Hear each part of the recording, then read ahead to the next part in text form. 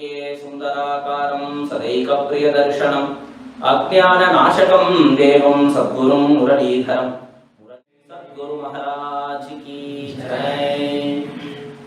By the divine grace of our beloved Guru Maharaj, the divine couple Madhuri Sakhi Sameta Premika Vrata Thakurji, Shri Padmavati Nayika Sameta Aishwarya Srinivasa Perumal, we are into the fourth day of the Ramayana Katha. And our Perumal, Srinivasa Perumal, listening to it is very apt, as the first slokam that originated from Sri Valmiki Bhagavan is a Mangala Shastanam to Srinivasa Perumal, starting as Manishada Pratishthantvam Agamas Shashwati Samaha Yatkramcham Ikunadekam Avadi Kama Moshikam. So Manishada Brahmani Srinivase is what Ramanujacharya starts his Visishtadvaita Siddhanta. So Brahmani Srinivase, to which form or to which deity that he submits his entire Siddhantam is to Srinivasa Perumal. Likewise, Valmiki Bhagavan, while he is starting his Ramayanam, he first mentions the name of Srinivasa Perumal as, because Srinivasa Perumal is a form in which Tayar never separates from him at all. So that being the case, it is easier to approach this Perumal. That is why if you see, there is always crowd in his temple. So if you see in Tirupati, whatever may be the reason, whatever may be the prarthana, at least once a year, I think people living in US also will be going and having darshan when they go to Tirupati, I think, when they go to India, I think. So it is easy when compared to all other forms of Perumal. If you go to Sri Rangamas and you can see Ranganatha Swami. If you go to Kanchipuram, you can see him as Varadaraj Perumal. And if you go to Kumbakonam, you can see him as Aramuda Swami. So he has several forms, 108 temples are there. So in each temple he has a different form. But if you see, it is only in the case of Srinivasa Perumal that Tayar is always with Srinivasa Perumal. So we generally say that there are three forms of Perumal and Tayar being in the temple. So the first one is called in Tamil is called as Tanikovil Nachiyar, and second one is called Ore Kovil Nachiyar, and the third one is Srinivasa Perumal. So there is no particular definition for where Tayar is. Perumal is the place where Tayar is present. So that is what Srinivasa means. So first experience for Tayar occurred in Ramayanam only. When she was separated from Ramachandra Prabhu, immediately Ravana approached and abducted her and went away. So Tayar felt, hereafter, if I am in a separate place from Perumal, then my situation becomes problem.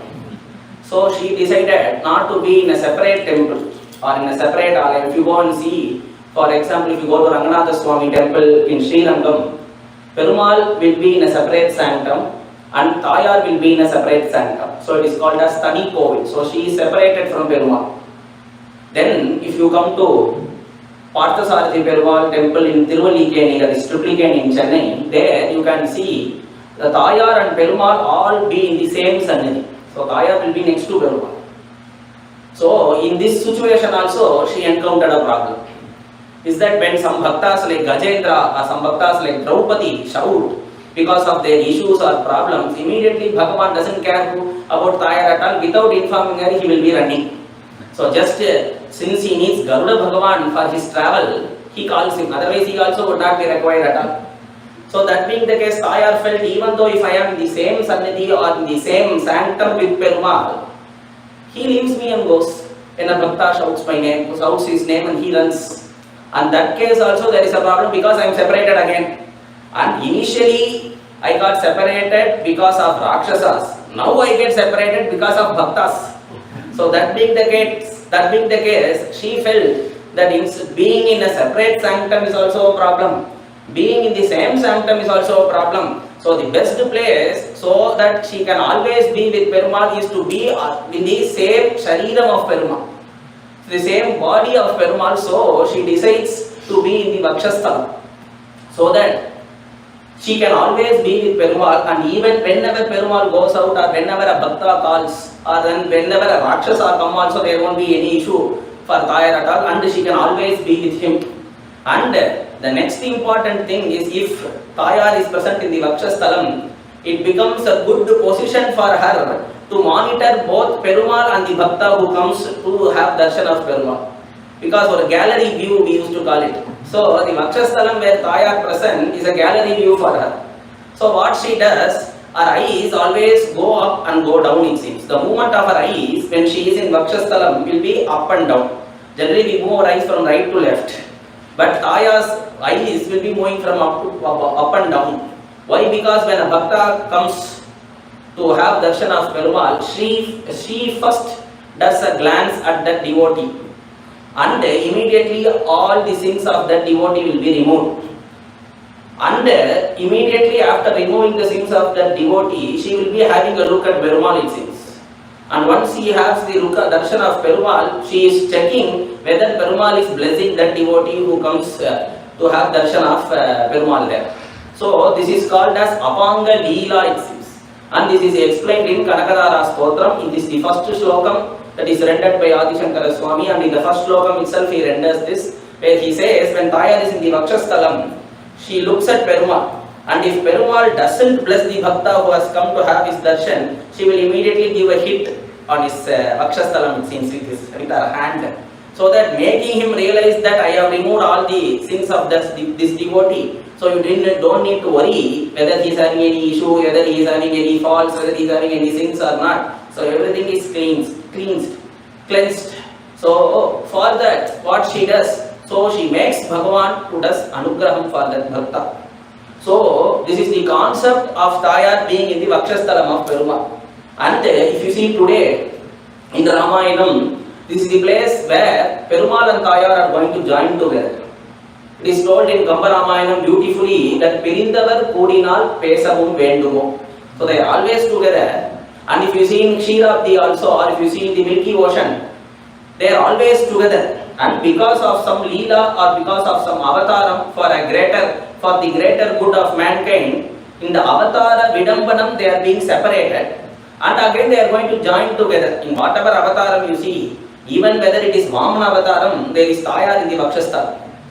Because Vamana is a Brahmachari Avataram, but he also holds Tayar in the Vakshasthalam because she doesn't want to get separated. So that being the case, in Avatara Vidambanam, they are born at a different place, they are born in a different families, and they join together. So Mangalam Kalyanam means joining of the divine couple. So that is what Seetha Kalyanam is all about. So and for that Tayar and Perumal to join together, we need a Guru. And that Guru who here is Vishwamitra Maharishi. So if you see Vishwamitra Maharishi, after Seetha Kalyanam, nowhere you can see him in Ramayana. So his portion gets over. And since his happiness is, he has seen Tayar and Perumal together, he has made them join together. And since he is a person who knows the future, and he knows that for this avataram, Tayar and Perumal will be separated. So what he felt, it is best to have this darshan of Perumal and Tayar who are together. And if I be a part of this charitram in the later portions, then there might be a chance for him to see the separation of Tayar and Perumal also.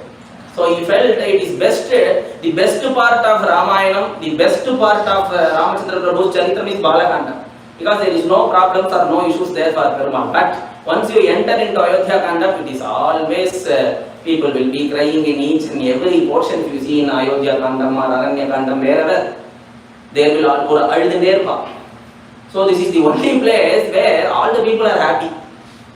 So Vishwamitra Maharishi felt that this is the best part to be a part of Ramayana. Otherwise, after if he goes to Ayodhya Kandam, if you go to Aranya Kandam, there are a lot of rishis there. There are a lot of Mahatmas there, all the Devas come there, but they don't have the bhagyam of seeing Perumal and Tayar together.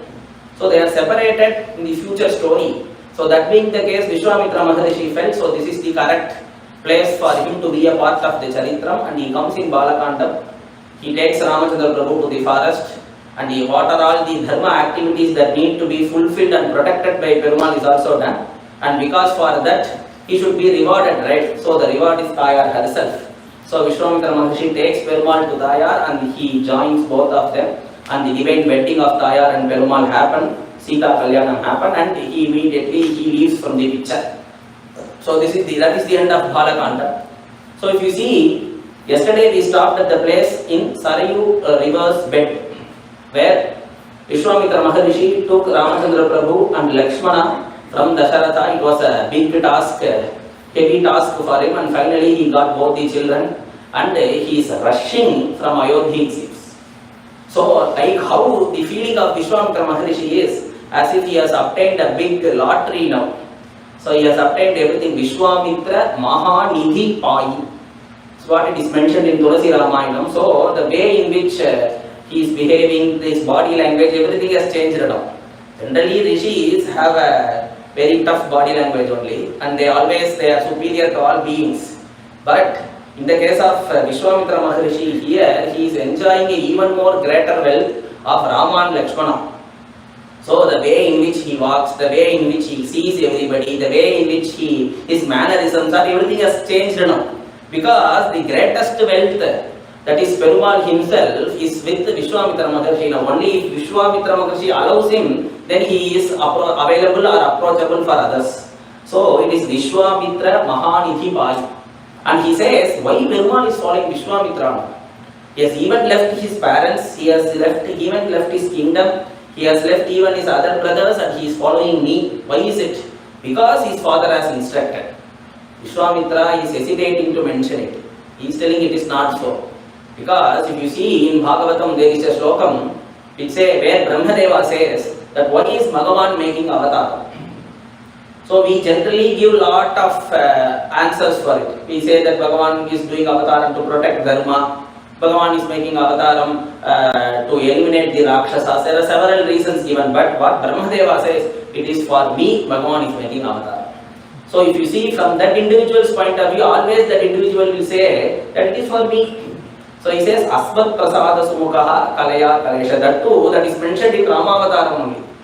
That too in Bhagavatam, when he says for Ramavataram, the reason he mentions that it is for me, it is to bless me, and for that Bhagavan has made this avatar. So Vishwamitra Maharishi says that it is for the sake of Vishwamitra Maharishi that Ramachandra Prabhu is following him. Prabhu Brahmanya Deva Mai Jnana. I know that he is Brahmanya Deva. I know that he respects the rishis. I know that he respects the sadhus. So that is the reason why he is following. So the Bhagavan is even ready to give his mother, father and his family for his bhaktas. Yes, it is so it seems. It is also mentioned in Bhagavatam, where Bhagavan says to Uddhava that Natathame Priyatamaha Atmayonihi na Shankaraha na cha Sankarshanaha na Shrihi naiva Atmana yatha Bhavan. He mentions to Uddhava, I am really fond of my bhaktas. And that too here since he is mentioning to Uddhava, he is mentioning that you are the person that I am really fond of, I like the most. And he says, Bhagavan has a tendency to mention that whoever is standing next to him, he will say that he is the person he likes the most. That too in Krishna Avataram especially. So in this juncture, if you see Uddhava is next to him, so he says that you are the person I like the most. If Arjuna is next to him, he will say, Arjuna, I like you the most. So that is there. But the thing that we need to note here is he says that he even leaves all other people. He says, Natathame Priyatamaha Atmayonihi, the person who originated from Bhagavan himself. So that is Brahmadeva. I am ready to keep him aside for my bhakta. Na Shankaraha, even Parameshwara I will keep him aside. Na Sankarshanaha, my own brother I will keep him aside. That is Balarama. Naiva Atmanam, even myself is for my bhakta only.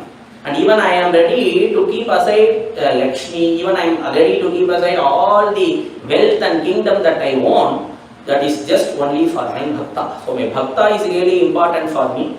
And he says that also, Nirapeksham Munim Shantam Nirvairam Samadarshanam Anubrajami Aham Nityam. I always follow that bhakta who is not interested in any worldly things, who is entirely detached from all the worldly pleasures, who is always contemplating and thinking about me. If such a bhakta is there, you can definitely understand that Bhagavan's footsteps are behind that bhakta.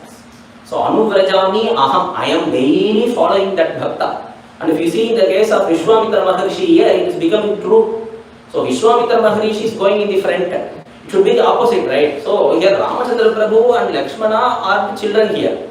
And Vishwamitra Maharishi is an older person. So what he should do? He should hold both the children's hand and he should be walking. But this Vishwamitra is going in the front.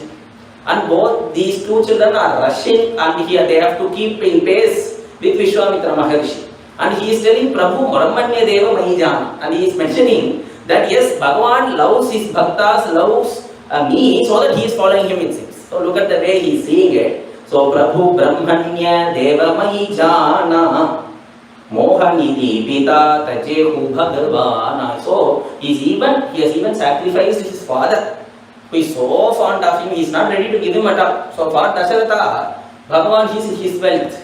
If you see from the point of Vishwamitra, Bhagavan is his wealth. So it is mentioned that Bhakta hi Chitra, Bhagavan hi Sampada. For Bhaktas, the greatest wealth is Bhagavan. So that being the case, whichever Bhakta you see, they will say that Bhagavan is for me. So in that case, that becomes a big problem for Bhagavan.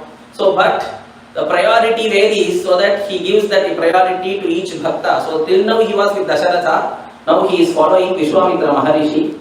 And the Vishwamitra Maharishi took both the children to Sarayu river. In the bed, they are waiting at the bed of Sarayu river.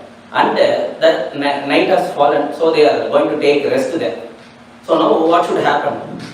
So Rama is mentioning to Lakshmana that I think Vishwamitra Maharishi is going to lie down, he is going to sleep. And they don't feel any hunger or thirst, because they have already given 2 mantras called Bala and Ati Bala. So the Vishwamitra Maharishi doesn't provide food or water, he gives mantras for everything. So he says, I am having 2 mantras. So if you have that, you won't feel hungry at all, you won't feel thirsty at all, you won't feel tired at all. So that is the best medicine for traveling in the forest.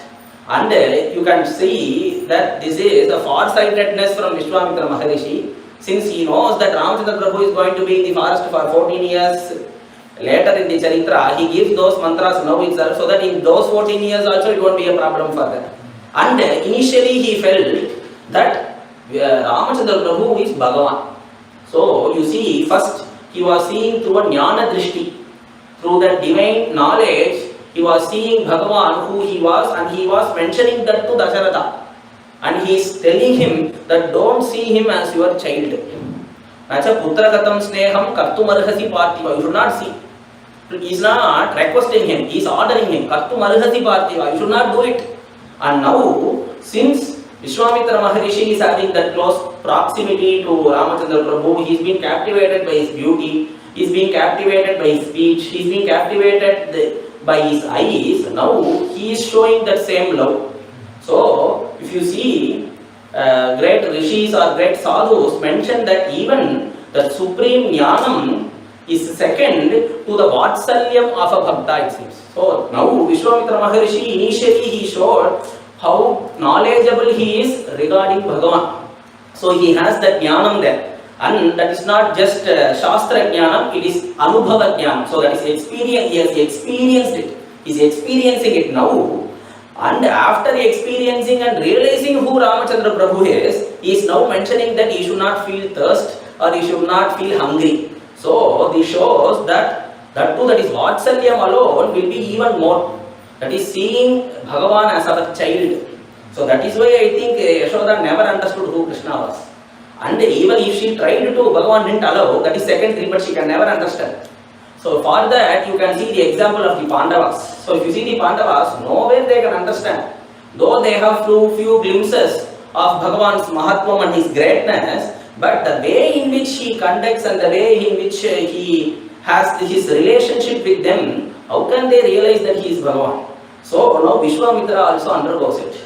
And he is preparing bed for both the children. So what bed he is going to prepare? He is bringing all the grass and all the old leaves that are there, and he is creating 2 bed seats. But unaware of that, Ramachandra Prabhu is mentioning to Lakshmana that I think since night has fallen, so Maharishi is going to sleep. So now we have the greatest opportunity of doing Pada Seva to him. So Lakshmana Tungidada.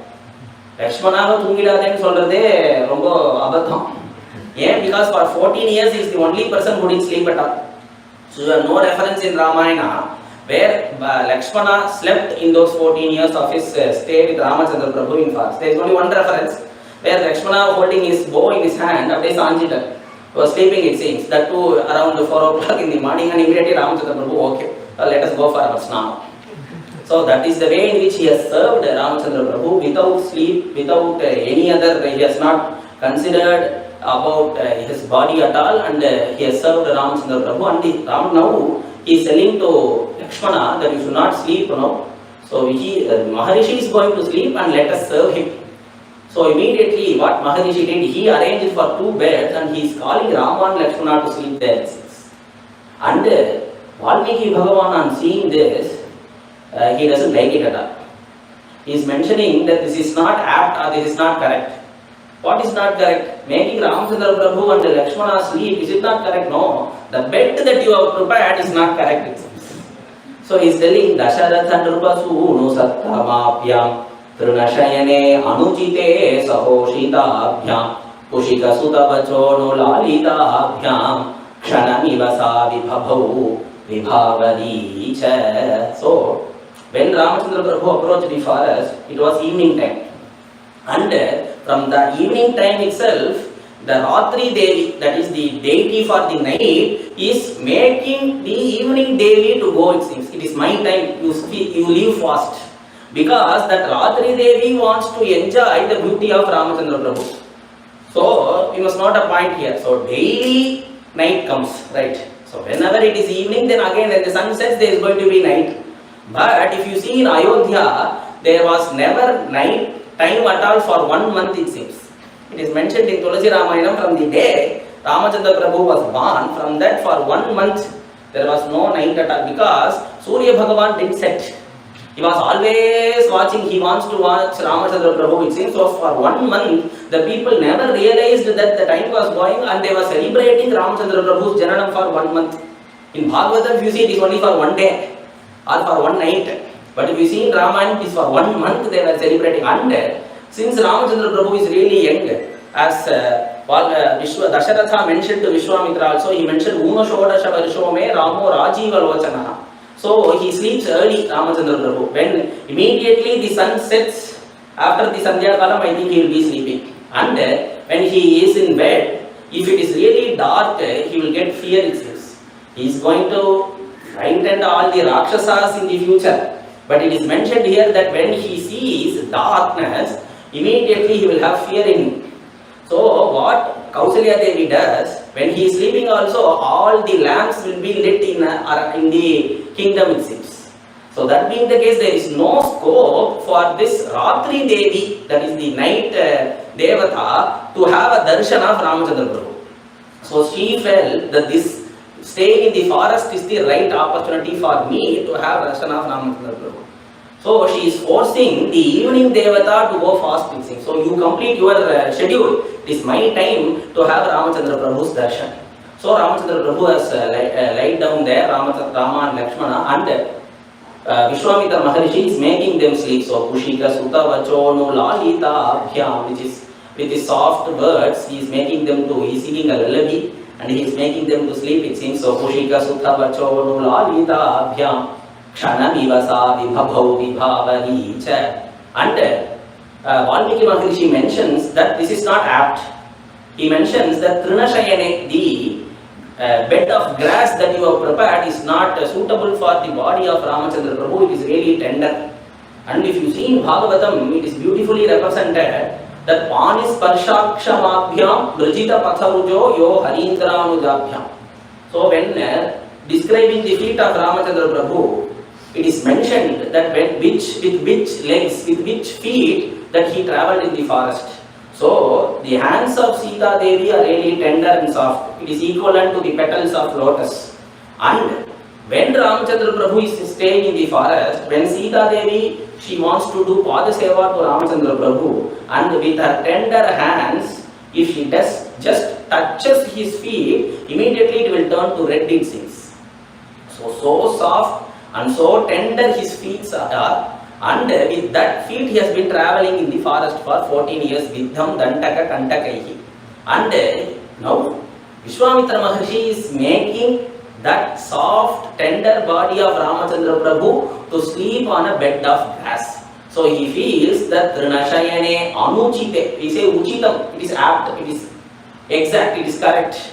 But he mentions Anuchite, it is not at all apt for Ramachandra Prabhu, but for the sake of Vishwamitra Maharishi, Ramachandra Prabhu is lying on the bed of grass, and he is practicing for the 14 years of stay in Vanavasam also. So Trinashayane Anuchite Sahoshitabhyam Kushika Sutavacho Nulalidabhyam Kshanamivasa Vibhabhau Vibhavaricha. How did the night pass? It seems it was like just a fraction of a second. Kshanamivasa Vibhabhau Vibhavaricha. And the Ratri Devi is the person who is really upset now because the entire night passed as just equivalent to a small second. And immediately the sun came out, so it is sunrise time. And immediately Vishwamitra Maharishi wakes up Ramachandra Prabhu. This is the first time this slokam gets rendered, and from that time onwards, if you see in all the temples, if you see in all the homes, if you see in all the houses, in all the places, this is the Tirupalli, that is waking up of the Lord happens with this slokam. Kausalya Supraja Rama Purva Sandhya Pravartate Uttishta Narashadula Kartavyam Devamanhikam. So first time it is rendered by Vishwamitra Maharishi. And when he is waking up Ramachandra Prabhu, the first thing that comes to his memory, the first person who comes to Vishwamitra's memory is Kausalya Devi. So immediately Vishwamitra's thoughts go to Kausalya Devi. So he is calling her name first. So Kausalya Supraja. So how Bhagyavati that Kausalya Devi is, that I am going to wake up Ramachandra Prabhu for this one day, and I am feeling so happy and feeling so grateful, I am feeling so blessed. But daily this Kausalya Devi would be waking up Ramachandra Prabhu, so how blessed she would be. So he is mentioning Kausalya, Supraja, Rama. So she is calling Ramachandra Prabhu. And the next one is Kausalya, Supraja. Why should he mention Kausalya? Because whenever the child gets up, when he is so young, so the first thing that comes to the child memory is the mother. So when Ramachandra Prabhu wakes up, Vishwamitra Maharishi feels that if he starts crying, what will happen? So always nirutharadhu romba kashtam. So for that, so in order to stop him from doing it, he immediately reminds about Kausalya Devi, so that Ramachandra Prabhu will understand that he is not with Kausalya now, because Kausalya Devi will not wake up Ramachandra Prabhu as Kausalya Supraja Rama. So she will be waking him as Kanne, Maniye, Mukte, likewise whatever she is really fond of, she will be calling. But why he is mentioning Kausalya Supraja? Because Rama should realize that he has come away from his mother, and in order for him to realize that, he is mentioning Kausalya Supraja. Rama means he is so beautiful. Even while you are sleeping also you are really beautiful. So even I can see you in this sleeping posture for several days or several years, but we have our duties to be performed, so I am waking you up. So Kausalya Supraja Rama Purva Sandhya Pravartate. So it is, the sun is rising up, it is in the morning, so you have to do your regular rituals. So for that I am waking you up. Uttishta, get up. Narashardula. Why should I do all the karmas and kriyas? So it is for the jivatmas who should be doing. And for Bhagavan there is no karmas or kriyas or rules and regulations as specified in the Shastras. So for that, Vishwamitra Maharishi is answering, he is mentioning Narashardula. Yeah, but here in this avataram, you are not Bhagavan, you are Narashardula. So you are a human being now, you are a Manushya now. So for that, in that case, then you have your rules and regulations to be followed. So he says, Uttishta Narashardula Kartavyam Devamanhikam. So Narashardula is mentioning that you are lion amongst all the men. So immediately Ramachandra Prabhu reminds about Narsimha Avatar. And he is asking, it seems, so you didn't come and say this rules and regulations for me during Narsimha Avataram, right? So and that Avataram also was done in this world only. And you didn't come during that time and mention that it is Sandhya Kalam now, so you should do your duties and rituals now, should be mentioned at that time also, no? So for that, Vishwamitra is mentioning, it seems, no, in the case of Nrsimha Avataram, we can't, from which Shastra we need to identify the rules and regulations, we don't know. Because for that Avatara you are half Manushya and half Mirga. So for that being the case, how can I sell which Shastram or from which rules and regulations you should be following? So he is mentioning Narashardula, you are Shardula, but in this case you are Narashardula Kartavyam Devamanhikam. He is mentioning that the morning time and the Surya Bhagavan is waiting for you so that you will be doing your duties. Generally, if you see the karma that we do, it will make us, it will purify us, and that purification will be making us to go to moksha, but the karmas will not go to moksha. The action or the activity that we do makes us to go to moksha or makes us to realize Bhagavan, but the actions cannot reach or realize Bhagavan, right? But now the actions have got an opportunity. So if Bhagavan does his early morning duty, then the actions will also get purified.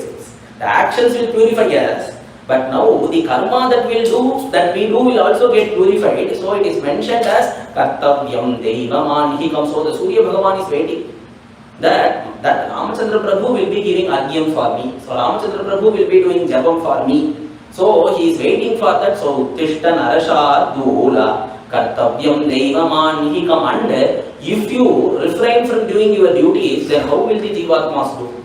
Because Bhagavan is mentioning in Bhagavad Gita that yadyada charati sreshtaha tattadeve karo janaha sa yat pramanam kurute lokastat anuvartate. Great people, though they don't gain anything from doing their regular duties or regular instructions that is mentioned for them, but they do it for the sake of the people, so that they will not say any excuses and follow it. So if great people or great Mahans refrain from the regular duties, but they won't get affected by it at all. So only if we refrain from it, then for us sins will occur. But in the case of Mahatmas, it is not so. Realized people, it is not so. But in spite of that, Bhagavan says that I am doing my duties, right, Arjuna? Why? Because I am setting an example for the world. So for that, Vishwamitra Maharshi is mentioning that you should do your duties. So you get up, uttishta narashardula kartavyam devamanhikam. So Ramachandra Prabhu and Lakshmana get up, and immediately they take a bath in the Sarayu river, and they do their morning rituals, and they get ready. And Vishwamitra is taking Ramachandra Prabhu to Tataka forest. So when they enter into Tataka forest, Vishwamitra tells about the story of Tataka, who she is, and how she has conquered this place completely, and how she has been affecting all the rishis and all the sadhus from making them suffering, making them, troubling them, and all those things are mentioned, and the ways in which their yagas and yajnas are being disturbed. And Vishwamitra Maharshi say that it is your duty to eliminate her. Yenam raghava durvrittam yakshim paramadarunam O Brahmana hidarthaya Yahi Jushta Parakramam Dushta Parakramam. So you have to eliminate her, because if you eliminate her only, it will be a greater good for the mankind. And you being a Kshatriya, you should not refrain yourself from killing the bad people. So killing the Dushtas. That is what Arjuna is also told by Krishna. So you being a Kshatriya, you should never refrain from war, or you should never refrain from Yudham, or you never refrain from eliminating the enemies or the Rakshasas or the demons there. So don't consider this Tataka as a lady, since she is a lady there. So Ramachandra Prabhu, he doesn't kill ladies, it seems.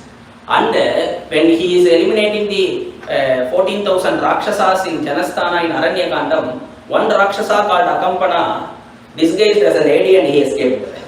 Why? Because Ramachandra Prabhu knew that he has disguised. But since he is in that lady form, he has disguised himself as a lady, he refrains from killing him, and he only goes and tells Ravana. And Ramachandra Prabhu has a second plan also there, because Ravana should somehow be knowing that his 40,000 Rakshasas are eliminated. So he sends him there. So Ramachandra Prabhu is refraining from eliminating Tataka. He is having that thought.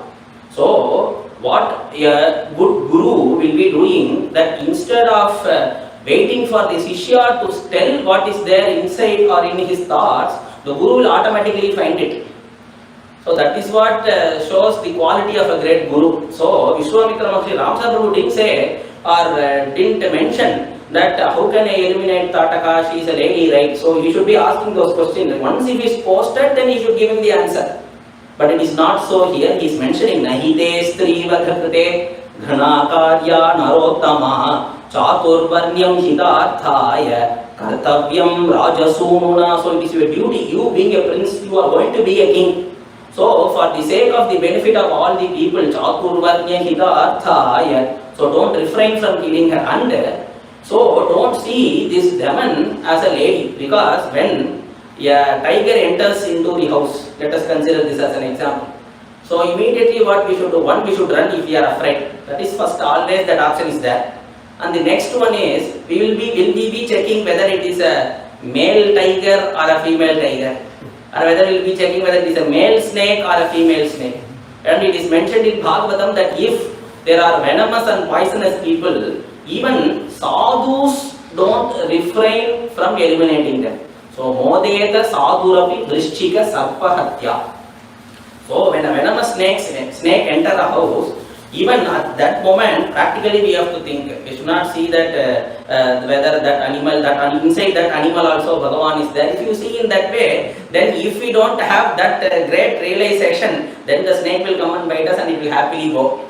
Once you are in such a state, then you can see those snakes as Bhagavan themselves, and for those people, then it will be used being as an umbrella for them. So it is there in Chaitanya Mahaprabhu's Charitra. But if that is not realized and if we play with those venomous creatures, then it will come and definitely hit us.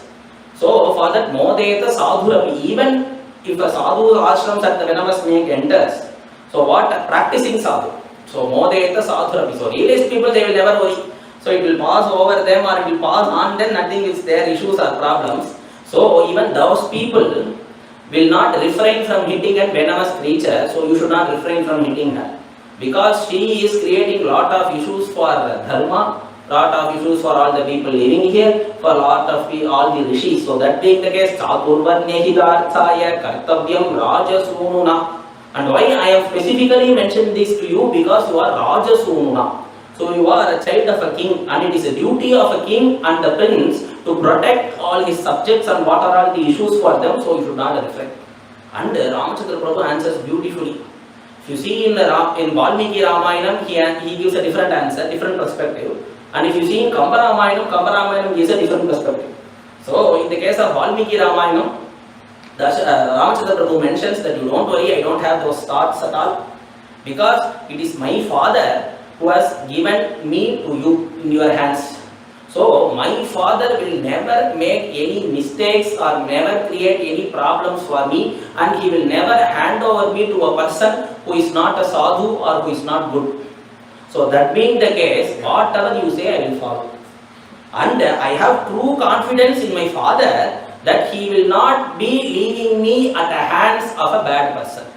So since my father with total belief he has given me to you, so I 100% believe you. Pitur vachana nideshat, pitur vachana gauravat, vachanam kaushikasyapi, kartavyam avishankaya. So I don't have any doubts at all. I will definitely do whatever you say, because my father has submitted me to you. So I see nupenacha hidenacha, niyukto guruna pitra nupenacha hidenacha. What Ramchandra Prabhu mentions to Kaikeyi. You see in Ayodhya Kanda. And if you see in Kamba Ramayanam, he gives a beautiful perspective. He says, Ayyan anga adukette aram allavum eidinal adu seiga என்று ஏவினால் மெய்ய நின் உரை வேதம் எனக் கொடு செய்கையன்றோ அறம் செய்யுமாறு. He says, what is the practice of dharma? So, for a good Shishya, practicing dharma is listening to what the Guru says. Avladana. So, though the Shishya, the disciple should never have a thought of thinking or questioning whether it is the right path or the wrong path. That thought should never arise for a Shishya. So he says, Ayyan Angu Adukette, on listening to these words of Vishwamitra Maharishi, Aran Allavum Yedina, even if you tell me or instruct me to do an activity, a karma which is adharma, I am ready to do it. Because I don't have the capacity or I don't have the thought of questioning whether it is good or bad, whether it is dharma or not, because I have complete belief in my Guru that he will never take me in the wrong path. So he mentions, Adu Saiga, if you mention me or if you ask me to do a adharmic activity, I am ready. Yendru Yevinal. So even if you tell me to do it, Meiya, 100% I will do. That is true. Nin Urai Vedam Yana, I will consider your words equivalent to Vedas. So Nin Urai Vedam Yana Kodu Seigai Yandro. This means that the Guru will never take us in the wrong path. So he is mentioning it so negatively to show the greatness of the Guru. So Guru enna adharmame panna sonnalu, even if he asks me to do adharma, I will do it, means that he will not take us in that path. So that is the confidence that the Shishya, that is the bhakti, that the disciple should have in the case of a Guru. So he mentions it beautifully, Seigai Andro Aram Seyyum, that is the practice of Dharma, that is staying in Dharma, that is realizing Dharma for a disciple. So don't worry, I will definitely eliminate Tataka. Just by, when the Vishwamitra Maharishi and Rama Lakshmana were speaking, the smell of human flesh is being encountered by Tataka and she immediately approaches them. And now battle starts. And Ramachandra Prabhu is fighting with Tataka because he doesn't have any doubt at all. So for Ramachandra Prabhu, initially he is throwing few arrows at Tataka and just playing with her. But if you see, for Ramachandra Prabhu, it is always Oka Bana. Yeah, just it is only one Bana. If he does a Sankalpam and he hits, before that you should consider that he is playing. Otherwise, we can't say that. So I think in his, he will not having lot of arrows, I think. Just a few arrows, because within that all the people will be eliminated. So even 14,000 Rakshasas were killed by him in 1.5 muhurtas. So that being the case, so he is great, so great in archery. So he takes an arrow and hits Tataka.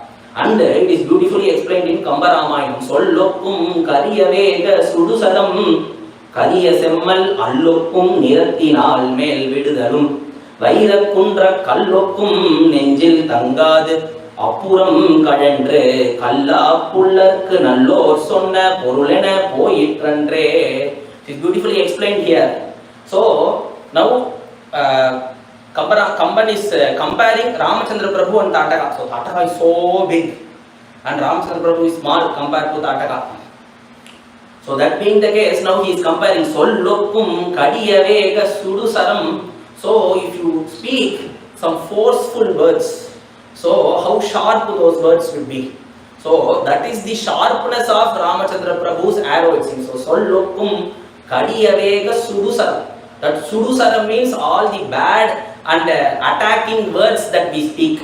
So how fast it travels, how fast it comes and hits us. So that is the speed of Ramachandra Prabhu's arrows, it seems. And it is targeted on Allokkum Nirathinal. Both Ramachandra Prabhu is black and Tataka is also black. And here Kamban identify a difference between the black, the color tone of Ramachandra Prabhu and Tataka. So for Ramachandra Prabhu, it is equivalent to dark clouds, it seems. And for Tataka, it is Allokkum, pinch darkness. So that is the color of Tataka, and the color, the hue of dark clouds is how Ramachandra Prabhu is.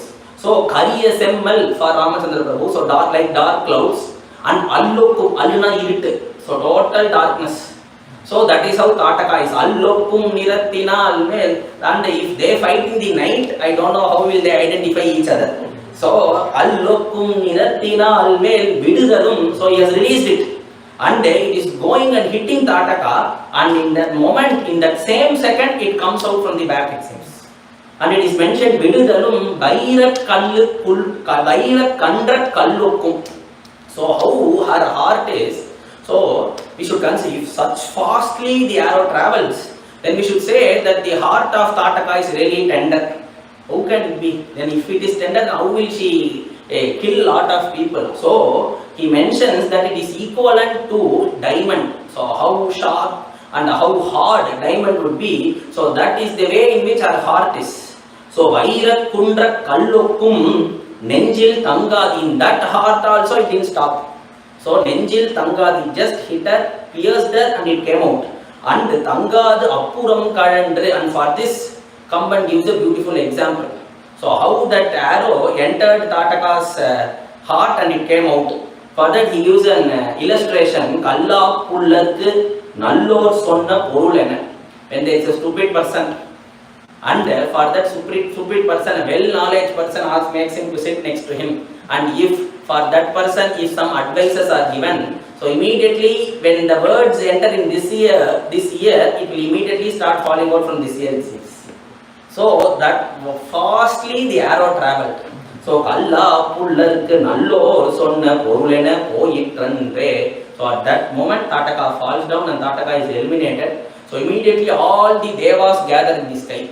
And they are not speaking to Ramachandra Prabhu. They are speaking to Vishwamitra Maharishi. And they tell to Vishwamitra that now we have full confidence in Ramchandra Prabhu. So we have full confidence that he has the capacity to eliminate Ravana. So they seek Vishwamitra Maharishi and pray to him to give them an introduction to Ramachandra Prabhu. So they need introduction to Ramachandra Prabhu, and they pray to Vishwamitra Maharishi, and Vishwamitra introduces all the devas to Ramachandra Prabhu through his mantras. So that is how he transfers his entire knowledge to Ramachandra Prabhu. So don't consider initially Ramachandra Prabhu didn't have all those knowledge, then how will he fight Tataka? So now only he explained how he eliminated her. But so the sampradaya or the way in which we learn or the knowledge transfers is only through a guru. So in order to show that he is learning all the arrows, all the astras, shastras, and the way in which the weapons should be used from Vishwamitra Maharishi. So if Vishwamitra Maharishi gives him a mantra, if that mantra is related to Indra, so the Indra's weapons and the way in which that should be used is known to Ramachandra Prabhu. Generally, for each astra that we learn, so it has a big procedure. So just by learning the mantra, we won't have the capacity or the ability to use it. So for that we must chant that mantra such and such times, and immediately for that we have to do some homas, for that we have to do some pujas are there, and then finally that devata will manifest in front of us. That is a really big task. And then that devata should accept that whenever you call me, whenever the person calls that devata should accept and he should come and he should show his the sanithyam that arrow holds. So that is the way in which each mantra is learned. So if you see Arjuna, he is well versed in all the arrows and all the weapons, then he has that japam of each and every devata. So just number one archery uramani. So we have to make that devata, so the devata will be acting and answering in our accord. So for that we need the mantra siddhi. But in the case of Ramachandra Prabhu, it is not so. So immediately when that mantra is transferred to Ramachandra Prabhu, immediately that devata manifests. Immediately when the next mantra is told, immediately devata manifests, because not that Ramachandra Prabhu should know all the way in which the weapons he should use it. But for the devatas, they need to be a part of Ramachandra Prabhu now. So when each and every mantra is being told, when the upadesam happens, immediately the devata manifests in front of Ramachandra Prabhu, and they want to have that introduction, right? So they themselves come and speak. It is mentioned, the first word that is mentioned, that generally it never happens in any other person's case. So you see, first thing what the devata does is they are speaking, it seems. Generally, if you do some prarthana to any devata, or if you want them to manifest in front of us, making them to manifest in front of us is itself really tough. Because devaha swarthaha na sadhavaha is what Bhagavatam says. Because they need something from the prarthana that we do, otherwise they won't come. So they don't have compassion for devaha swarthaha. They are too possessive for their benefit. So it is mentioned uchuscha. And generally when we do a japa and we do a siddhi of that japa, so the devata, we have to go for this persona, that is the way in which they will think and come. So they will not come happily, it seems. But in the case of Ramachandra Prabhu, it is mentioned uchuscha mudita. They are really happy that they have an association with Ramachandra Prabhu. And generally they won't speak at all. But in the case of Ramachandra Prabhu, they are speaking. And who are all the devatas? If it is one or two, no, it is all the devatas, it seems. So uchuscha mudita sarve Ramam pranjalayastada. So if they manifest in front of a normal human being, the way in which they manifest is they will show abhayhasta. They will say that you don't worry, I will be protecting you. But this is the way in which they approach for all other jivas. But in the case of Ramachandra Prabhu, it is not so. It is Ramam pranjalayo bruvan. They are with folded hands approaching in front of Ramachandra Prabhu. And they mention that ihesma paramodaraha. We are ready each and every time you call us. And we are always expecting your call. Imesma paramodharaha, because we are not devatas for you. For other people we are devatas, we are devam, we are devas, we stay in swarga, all those things are there. But for your case, but for you, kinkaras tava raghava, we are your servants. So immediately what Ramachandra Prabhu does, all the devas are manifested in front of him, and immediately he accepts them within himself. So this shows that if we do puja to Ramachandra Prabhu, or if we do devotion or bhakti towards Ramachandra Prabhu, it is equivalent to doing devotion to all the devatas. So he is, but you have to note one more thing, when all the devatas are present for his accord, so whenever he instructs them, whenever he calls them, they will be available for him. But nowhere you can see that Ramachandra Prabhu calls the devas. So if when Seetha Devi is abducted, he would have immediately chanted a mantra, and that mantra, that devata would have manifested in front of him, and immediately he would have asked the deva, right? But he never uses. Nowhere if you see in the entire Ramayana, though, because if you have the power and if you refrain or if you don't use it, then that becomes even more greater. I don't have power, I don't have those capabilities, so I am not able to do it. That is your fate. So that is why that those things happen. But in the case of Ramachandra Prabhu, he is equipped with everything, but he is not using any of those. That is similarly the case of Seetha Devi. She is equipped. She mentions to Ravana that I will turn the entire Lanka into ashes. She mentions it in Sundarakandam. She says, Bhasma Bhasmarha Tejasa. I have the capacity, I can do it, but I will not. Because in having that capacity to that extent, she is calmly waiting for Ramachandra Prabhu. And that is what Ajarya Swami sees, and that is what astonishes him. He sees how this lady with all those capacities. So if we have the slightest knowledge in something, we will be boasting that, oh, you know that what I did that day, you know what I did this day, you know how capable I am. So that is the way in which normal people behave.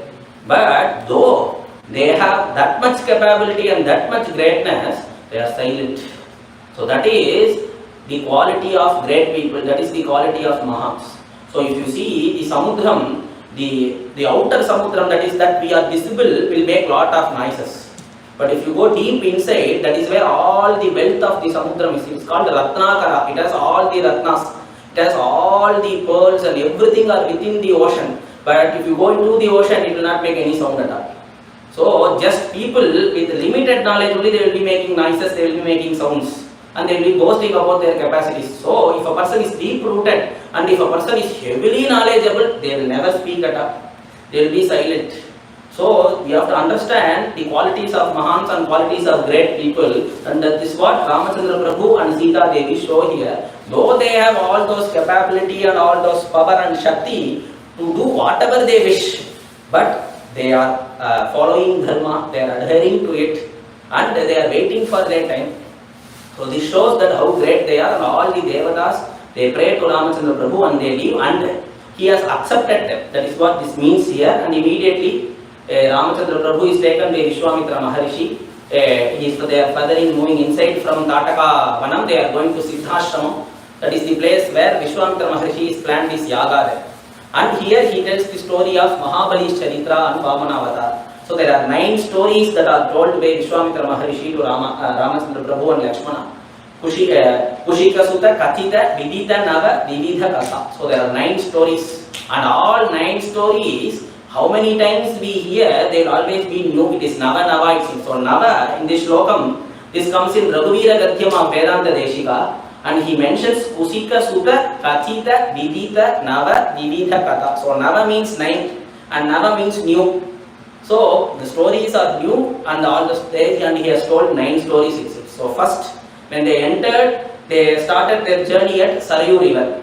So there Sarayu Mahatmya is mentioned to Ramachandra Prabhu. Then further they cross Kama Vanam. So that is the place where Parameshwara eliminates Manmatha. So Kama Dahanam happens, and then they enter into a place where Tataka lives. The Tataka Vanam was a well habitated, and it was a beautiful place, it seems. It was 2 cities that was present earlier, and those 2 cities were demolished by Tataka. So it is Maladam and Karusham, 2 lands and 2 cities. So those greatness is being told to Ramachandra Prabhu. And then comes the Tataka's earlier story. So she was an Yakshini, and now she has turned to Rakshasi.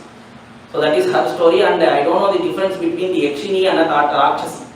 So both, though the name differs, the group name differs, the qualities are same.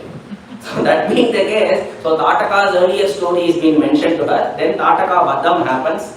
Then they come to Siddhashrama, and in this Siddhashrama is where Vishwamitra Maharshi has planned to do the yagam. And he brings Ramachandra Prabhu there, and he mentions to Ramachandra Prabhu that from tomorrow the yajna is going to start, and it is going to happen for 6 days. So from today evening I will be taking my vratas and all those things will happen. So from today evening Vishwamitra Maharishi will be in Maunam. So he will not be speaking. All the rishis who are there, they will not be speaking. So they are practicing, they are doing their vratas. So now itself Vishwamitra Maharishi details Ramachandra Prabhu, and he tells that there is 2 Rakshasas called Maricha and Subhahu who will be approaching. Whenever they listen the hymns being told or the mantras being chanted, and they always breathe the flesh of humans, so they immediately approach. So you have to protect the yaga. This is the reason why I have brought you. So all these things are detailed by Vishwamitra Maharishi, and he goes to his vrata, so he becomes Maunam, he doesn't speak. And Ramachandra Prabhu and Lakshmana are planning the way in which they should protect. So from tomorrow morning the yaga is going to start. So Ramachandra Prabhu tells to Lakshmana that Lakshmana, so you stay at the front gate of the place where the yaga is happening, of that mandapa. And Ramachandra Prabhu says that I will be rotating around the mandapa, so that wherever from which side the Rakshasas will approach, we don't know. So we should be careful. So this is the way they have planned, and from the next day morning when the sun rises, the yaga is starting. And when they are doing it, when the mantras are heard, when the sacred fires smell, and everything is been going in the atmosphere, though immediately those Rakshasas approach, and they are large in number. So generally when they are a large group, we mention only one primary name, and his associates are joining. That is the way in which we tell, right? So if you see in Bhagavatam also, it is Shaunakadi Maharishis, and we don't know who are that Adiyata. There are a lot of rishis. So Shaunaka is a prominent and important rishi in that group, and he has his own sishyas, his own disciples. That is the way we say. So here Maricha and Shubhahu, they are 2 primary and important Rakshasas who have been allocated for this place by Ravana. So all these are Ravana's group. So if you see, Tataka is also related to Ravana, Maricha and Shubhahu is related to Ravana, the 14,000 Rakshasas in Janastana are related to Ravana. So Ramachandra Prabhu is following the way he told them. He says, Sa Putra Pautra Samatyam. No, I will not leave one person in that family. So from the beginning, the first person is Tataka, and then all other Rakshasas are eliminated, and finally the king of all the Rakshasas, Ravana, is killed. So when the Ramachandra Prabhu, now the yaga is starting, so they are protecting the way in which they planned, and immediately Maricha and Shubhahu approach. So immediately Ramachandra Prabhu and Lakshmana are throwing their arrows at their Rakshasas, and each one is being eliminated. And Ramachandra Prabhu uses the Agnyayastra to kill Shubhahu. Ramachandra Prabhu kills Shubhahu here, and Maricha, he uses a Manavastram to push Maricha into the oceans, because Ramachandra Prabhu has some work with him in the future. And this is realized by Maricha in Aranyakanda. So when Ravana approaches Maricha, he Alvar in one of his pasurams, where Maricha explains the way in which that Ramabhanam, that is the Manavastra that Ramachandra Prabhu threw at him here, how it disturbed him is explained in one of the pasurams. It is told that this arrow just doesn't push him to some other place. It went and pushed him near the ocean, and it didn't stop there, it seems. So it made him to dip inside the ocean and took him out again, made him to dip again, took him out again, and it was been done for some time, and then only this astram left Maricha. So he is explaining it there to Ravana. So you understand the single astra of Ramachandra Prabhu is so powerful, so you don't go and fight with him. That is what he explains. And now we saw an example, right? Kalla Pullarku Nallor Sonna Porulena Poitran, right? So that is the case of Maricha and Ravana. But in the case both are stupid, that is different thing. But as a good person, Maricha is advising Ravana, but he just entered this year and he came out. That is going to happen in Aranyakandam, but he uses Manavastram to push Maricha, he doesn't kill him, and he uses Vayavyastram for all other Rakshasas, and all the Rakshasas are eliminated. And in Kamba Ramayanam, this is beautifully explained. He says how Ramachandra Prabhu and Lakshmana protected the yaga. They protected like how the both eyelids protect our eyes, it seems. So if you see one eye, the eyebrows are like the hatched roof of the mandapa where the yaga is being happening. And the eye hairs that are present, they are the dharma and the samit that is used for the yaga. And the eye, that is the light source, light, that is the that is the illumination through which we see, right? So that is equivalent to the sacred fire of that yaga. And the upper eyelids is Ramachandra Prabhu, it seems, and the lower eyelids are Lakshmana. So if you see, if we close our eyes, it is only the upper eyelids that come and touch the lower one. It is not the lower one that touch the upper one. So the movement is there for the upper eyelids, and the lower eyelids are at the same position. So Ramachandra Prabhu has stationed Lakshmana Alvar at the entrance of that mandapa. So Ramachandra Prabhu is like the lower eyelids. Sorry, Lakshmana is like the lower eyelids. So it is small, right? So lower one, it is small also. So he is being stationed there. And the bigger eyelids, the upper eyelids is Ramachandra Prabhu. So it is moving and it is protecting our eyes. So likewise, kannai kaakindra imayin kaathanar. So how the eyelids protect our eyes, that is the way in which Ramachandra Prabhu has protected this sacrifice. And this also shows that for Bhagavan, sacrifices are his eyes also. So they are protecting like his eyes. So now Vishwamitra Maharishi completes his yaga and he finishes all his vratas, his dikshas, everything is completed, and he comes to Ramachandra Prabhu and he praises Ramachandra Prabhu and he says that because of your arrival and because of your presence here, this Siddhashrama, right? The ashrama's name is Siddhashrama. It has, the name of this ashrama is fulfilled. It has obtained its fruit. The Siddhashrama has become Siddhi.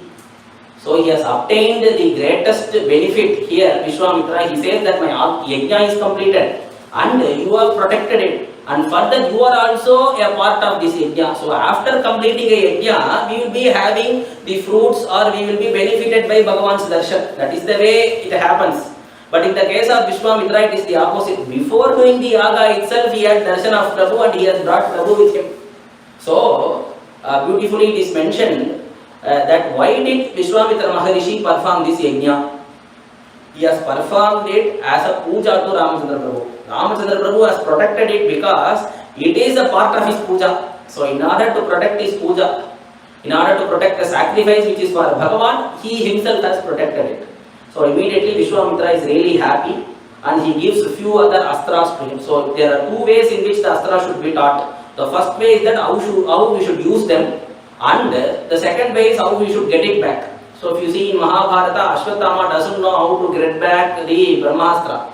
So for both the ways there are different mantras it seems. So both are told by Vishwamitra Maharishi, and Vishwamitra Maharishi says Siddhashramamidam satyam kritam veera mahayashaha. So they start from this Siddhashrama, and as I told earlier, when Vishwamitra Maharishi started along with Rama and Lakshmana, all the creatures and all the animals that were present there, they cried it seems, because of the separation of Vishwamitra Maharishi. Mrgapakshi gana dushtaha siddhashrava nivasinaha anujagmuhu mahatmanam Vishwamitram tapodhanam. So Vishwamitra leaving along with Rama and Lakshmana, all the animals and creatures, they were really sad. And Vishwamitra Maharishi composed them and he told that you don't worry, I am Vishwamitra. So my presence is felt everywhere.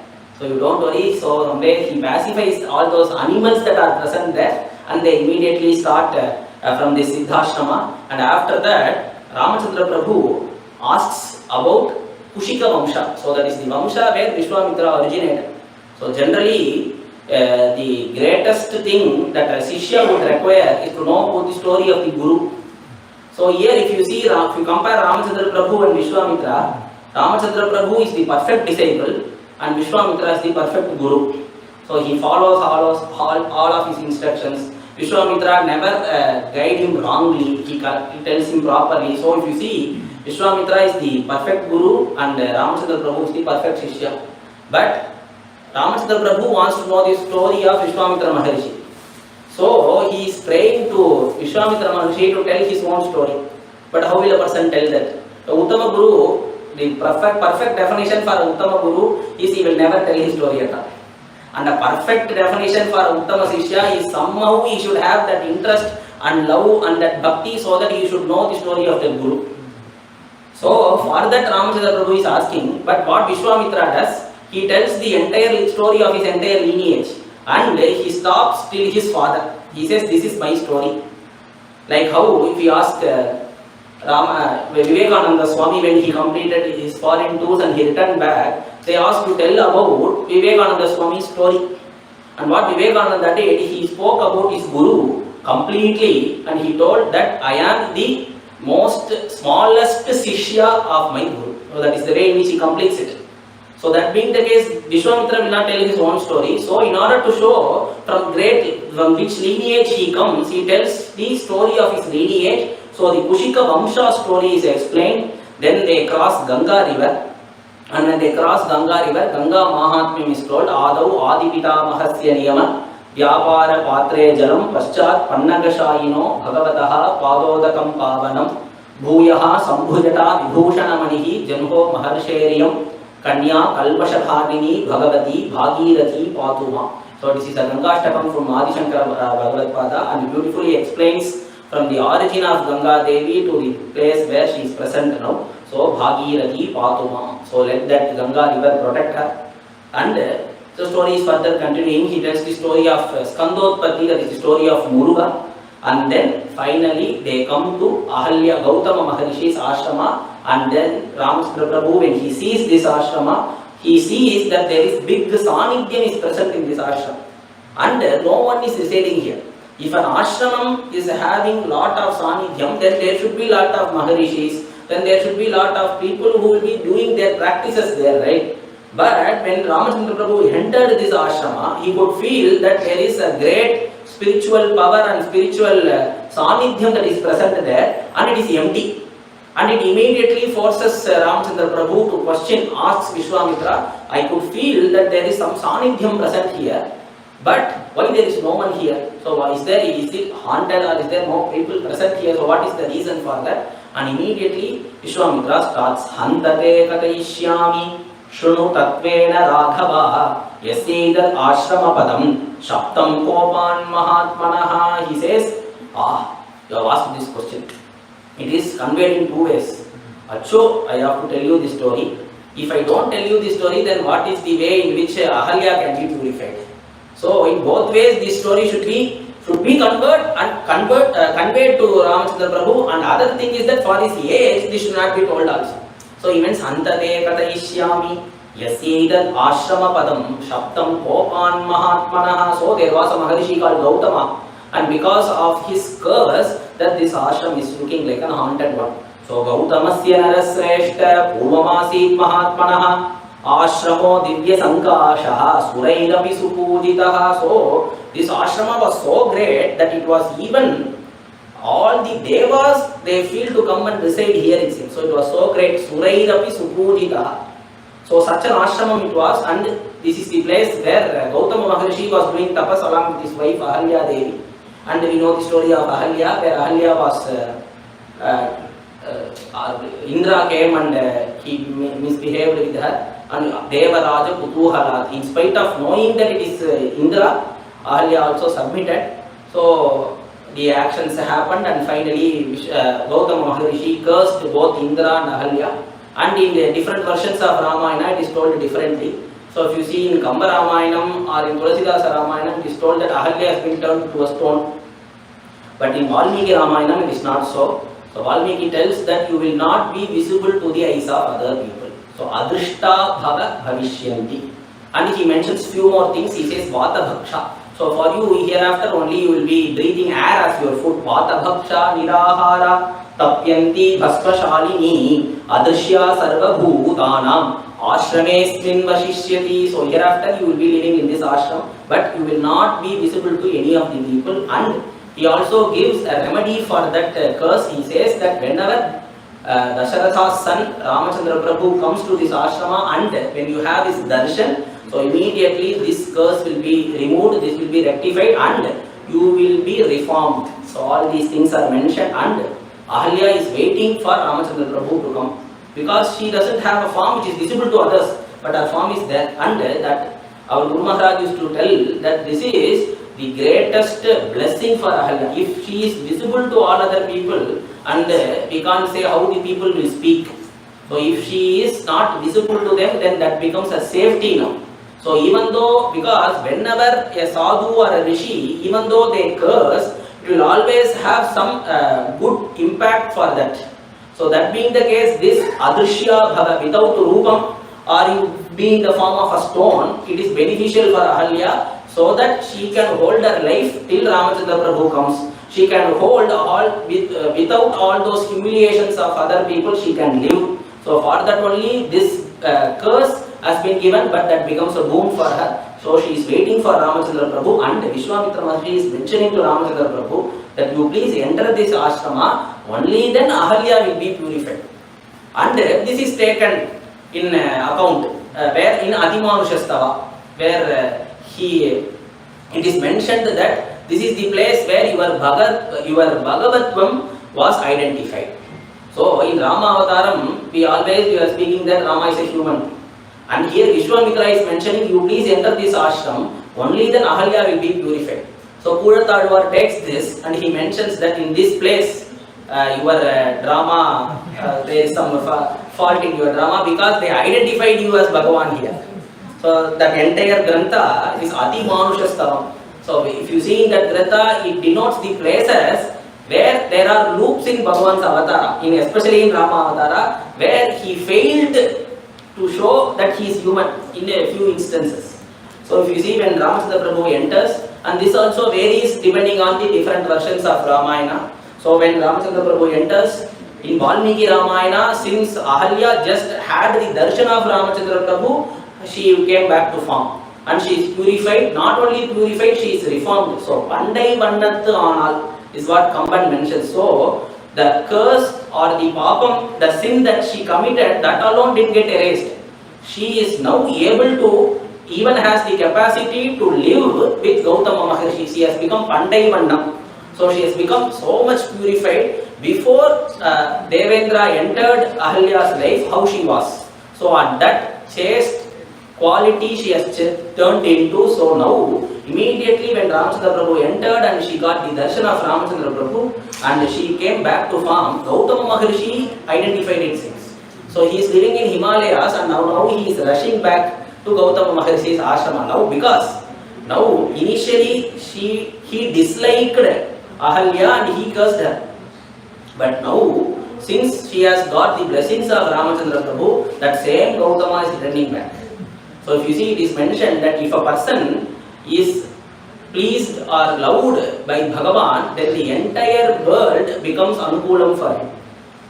So that being the case, so who are the people who hated us earlier, they will also start to love us. So that is the way Bhagavan that is the only thing that needs to be identified or that needs to be got.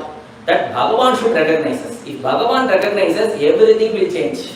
So what were the things that was earlier an issue or a problem or a curse for us, everything will be done as a moon now. So immediately Gautama Maharshi is approaching and Gautama Maharshi is identifying and introducing himself to Ramachandra Prabhu as now I am Ahalya's husband. So initially Ahalya was Gautama's wife. So Gautamasya Narasreshta, it was how the Charitra started when Valmiki Maharshi was starting it or describing it. Now it has changed to a place where Gautama is introducing himself to Ramachandra Prabhu that I am Ahalya's husband. So how pure and how chaste, because she has obtained the blessing, a recognition from Bhagavan. And if you see the way Ramachandra Prabhu's quality, so when the story is told to Ramachandra Prabhu, all the people, whomever the story is told to, they will be finding fault and they will be telling that Ahalya is the person who has done wrong. Right? So that is how the story is. But when the story is told to Ramachandra Prabhu, the way in which he took it, is he doesn't see any fault in Ahalya. The next thing that he mentions to Lakshmana is that he mentions to him that be careful, we don't know where that Pativrata is. So be careful that somehow we should not have the sin of stamping her, or because she is without form, right? So we don't know where she is. So that is the way in which Ramachandra Prabhu approaches Ahalya or sees Ahalya. And once Ramachandra Prabhu's darshan happens, and if you see in Kamba Ramayanam or Tulsi Ramayanam, it is the dust from Ramachandra Prabhu's feet that go and touch Ahalya and she comes out from the form of a stone. So that is in other versions, and in the Valmiki Ramayana is just the darshan. And after seeing Ahalya, Ramachandra Prabhu feels that she will not be comfortable to stand in front of Ramachandra Prabhu because of her previous actions. So immediately what did Ramachandra Prabhu say to Lakshmana? let both of us do namaskarams to Ahalya. So we will fall at her feet because she is a great pativrata. And now, how will her moral be now? And it is true also. And the way in which Ramachandra Prabhu told it is that he mentions that, Lakshmana, are you able to see Kausalya Devi in this Ahalya? So it's looking like our Kausalya Mata. So if we first see Kausalya Mata, what we will do? We will be falling at her feet, so do prostrations to Ahalya Devi. And immediately Ahalya gets the confidence. She says, with both her hands raised, and she says that you will live a hale, healthy and happy life. So she gets that confidence because of Ramachandra Prabhu's gunas. And this is true. What Ramachandra Prabhu said is true. And it is mentioned in Kamba Ramayanam that Ahalya is somewhat even more greater than Kausalya itself. Kausalya held Ramachandra Prabhu in her stomach for 12 months. And if you see in the case of Ahalya, so Vayatril Kondal Kausalyai, Karuttil Kondral Ahalya. Karut means in her mind or in her heart. So from the day she was cursed, she was thinking about Ramachandra Prabhu. So from that day onwards, she has been holding Ramachandra Prabhu in her mind, in her heart. So that being the case, she is considered even more greater than Kausalya. So that is the reason why Ramachandra Prabhu could see Kausalya there, and he mentions to Lakshmana that let her prostrate in front of her. And immediately what happens? Ramachandra Prabhu, Lakshmana and Vishwamitra Maharshi, all the three of them have lunch cooked by Ahalya. So she is entirely purified. And Ahalya, after completing Ahalya's Sapa Vimochanam, Vishwamitra Maharshi is really happy. He feels that he has obtained his entire benefit here. He says, Ivvannam Nigaldavannam Ini Inda Ulagukkellam Uivannam Andri Matror Tuyar Vannam Urvadu Undo Mai Vannat Arakki Poril Madai Vannat Annale Un Kai Vannam Angu Kanden Kal Vannam Ingu Kanden. So he has seen both the places. So the first one is Tataka's killing of Tataka. So while Tataka was eliminated, he saw Ramachandra Prabhu's valor and his power and the mahima of his hands. So only he did the bow and arrow of his hands, right? So Kaivannam Angukande, the greatness of your hands were seen there, and greatness of your feet was seen in Ahalya's Sapa Vimochanam. Kalvannam Ingukande, just by the dust approaching from Ramachandra Prabhu's feet, it purified Ahalya. So, Tiruvadi Mahimai Nan Ariyan. So, how can I speak about the greatness of your feet? It is even capable of purifying an impure person like Ahalya. So, that being the case, Kal Vannam Ingukande, it has several other meanings also. So, Kal in Tamil means quarter. So, we see the entire Ramayana Charitra, the part in which Vishwamitra was part of was only 1/4 of his Charitra. So, he says Kal Vannam Ingukande, that's it for me. So I am going to complete my portion. So Kal means quarter. Kal Vannam Ingukande. And next one is Kal means prana in Tamil. So if a person, if he is capable of controlling his breath, controlling his prana, then that is the quality of a yogi. So yogi are people who control their prana. So yamam, niyamam, asanam, pranayamam. So pranayamam is controlling of the breath. So if a person is capable of controlling his breath and he has achieved the controlling of his breath, then that is capable for yogi also. So this shows that Ramachandra Prabhu is a pure yogi. So Kal Vannam Ingukande. So he praises Ramachandra Prabhu, and from Ahalya's ashrama, next to Ahalya's ashrama is Mithila Nahar. So from there they can see the city of Mithila, and the big flag that is hoisted on top of the kingdom of Mithila is showing Ramachandra Prabhu to enter fast, it seems. Sikrava, Seetha Devi is waiting for you. So come fast. So that is the way in which the flag is being flying high in the sky, and Ramachandra Prabhu is being called there. And immediately Vishwamitra Maharshi, Rama and Lakshmana enter Mithila Nahara. And when they enter, there is a big Yagashala that is present there, where Janaka Maharshi does the yaga. So generally, a big yaga or sacrifice will not be done within the city. It will be done in the outskirts of the city. So that is where they will have big place. So, in first day, Ramachandra Prabhu enters the Yagashala, and when Janaka is informed that Ramachandra Prabhu, Vishwamitra Maharshi, Ramachandra Prabhu and Lakshmana are approaching, so immediately he rushed to invite Vishwamitra Maharshi, Adyayajna Samardhirme, Sapala Deva Taikrida, Agnya Yajya Phalam Praptam, Bhagavad Darshananmaya, Dhanyosmi, Anugrihitosmi, Yasyame Muni Pungava, Yajyopa Sadanam Brahman. Praptosi Munibhisaha, I have obtained the fruits of this yaga. because of your arrival. Anugrihitosmi dhanyosmi. I have been blessed. Anugraham has been done for me. Yasya me munipungava, because of your arrival. And immediately he sees the two kids there. So first he noted only Vishwamitra Maharishi, and then when he noted the two kids there, the great Janaka is being mesmerized. So he is a jnani. He always contemplates on formless and nameless form of Bhagavan. So that being the case, he immediately starts asking Vishwamitra Maharishi, Imau Kumaro. Immediately on seeing those two kids, on seeing them, he immediately shifts to Vishwamitra, Bhadram Te. So he is not doing blessing the two kids. He is blessing Vishwamitra now. Initially he told them when Vishwamitra entered, the yajna has been fulfilled. Now for this Vishwamitra Maharishi he is blessing.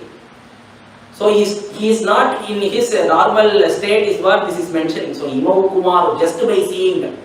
Bhadram Te, and it is mentioned in Tulsi Ramayanam that Videhu Bhavan.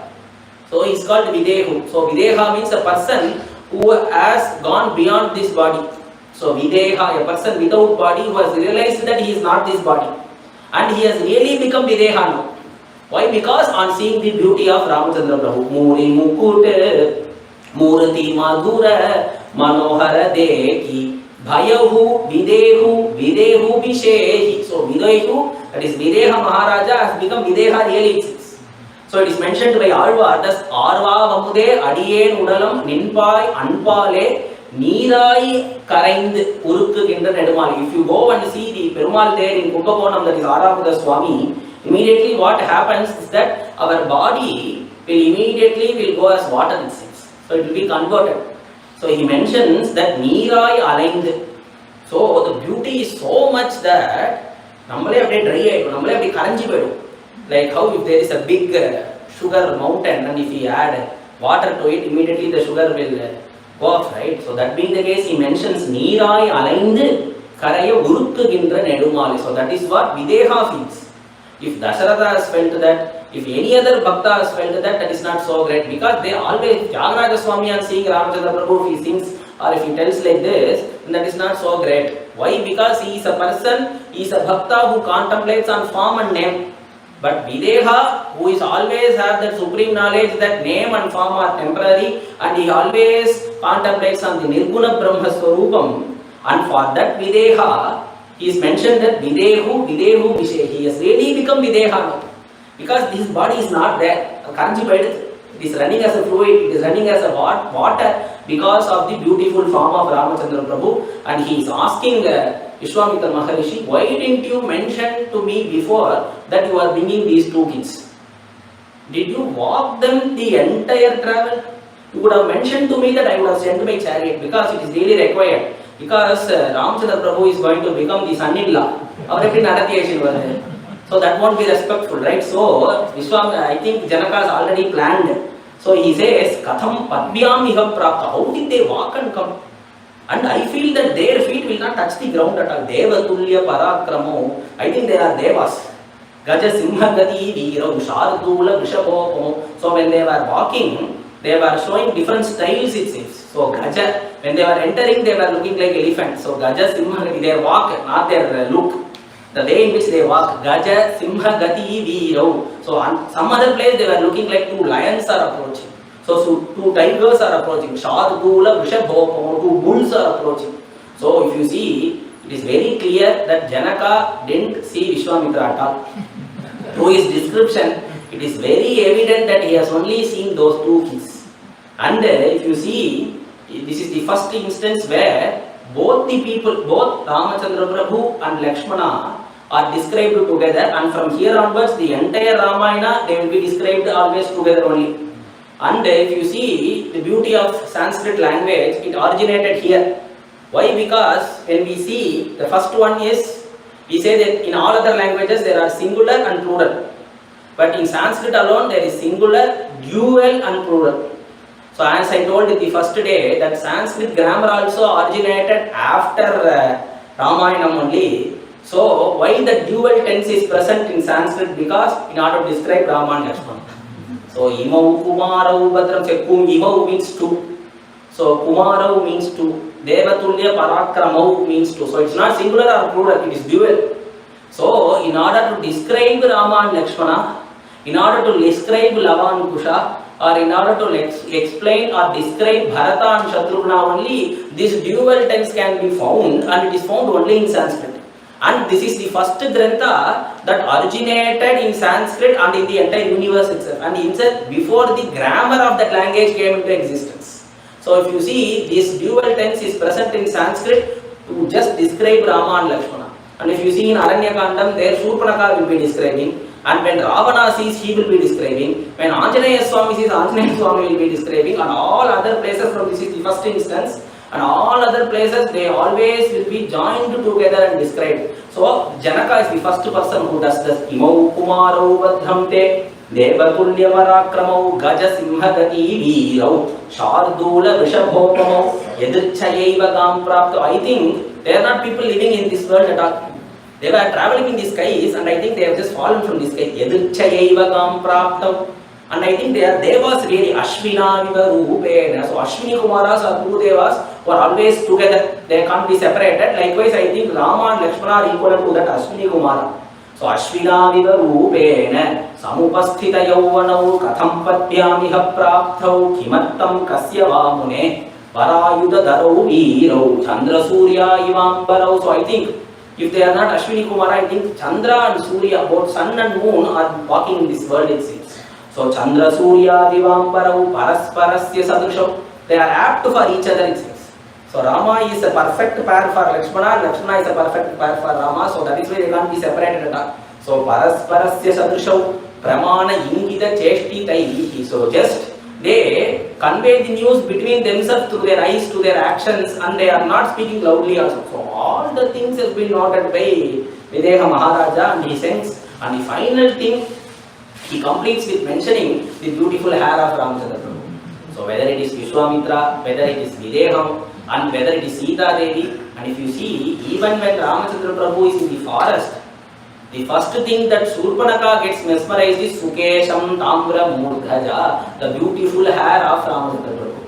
So Kakapaksha Dharau Virau, Shrotumichami Tatvataha. So who is these two kids? So this is what Janaka are asking this question. He has been explaining who they were, and he is finally asking who are they, because he doesn't know from which family are with, because he has decided Ramchandra Prabhu as his son-in-law just by on seeing him. So he has been describing, first impression should be best, right? So when you are searching for a son-in-law, for a bride, for your bride group for our bride, then he has to see the way in which he should be approached, or way he should be welcomed. So that is well known for a person who has given birth to a girl child. So all that is known. So that being the case, the way in which they should be respected, or the way in which they should be asked, the way in which they should be welcomed matters. If Ramchandra Prabhu, even after breaking the Shiva Dhanush, he didn't immediately accept Seetha Devi. He asked my father, and you should ask him, and then why did you break the Shiva? Vishwamitra she told, so that is why I broke it.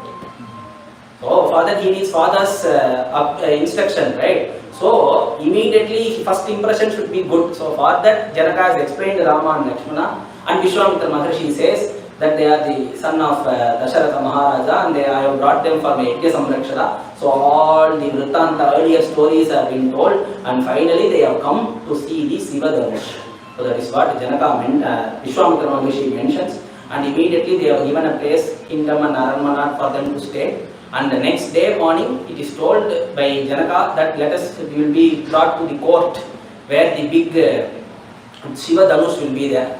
And the way in which the Shiva Dhanush is brought is also explained in detail in all the versions of Ramayana. So if you see, so it is only we who should go and see it. So it can't be brought outside, or it can't be transported, those things can't happen. So for that, Janaka says that it can't be brought here. So we are the people who should be go on watching it. So tomorrow in the court, the Sabha, there the Dhanush is present, so there you can see.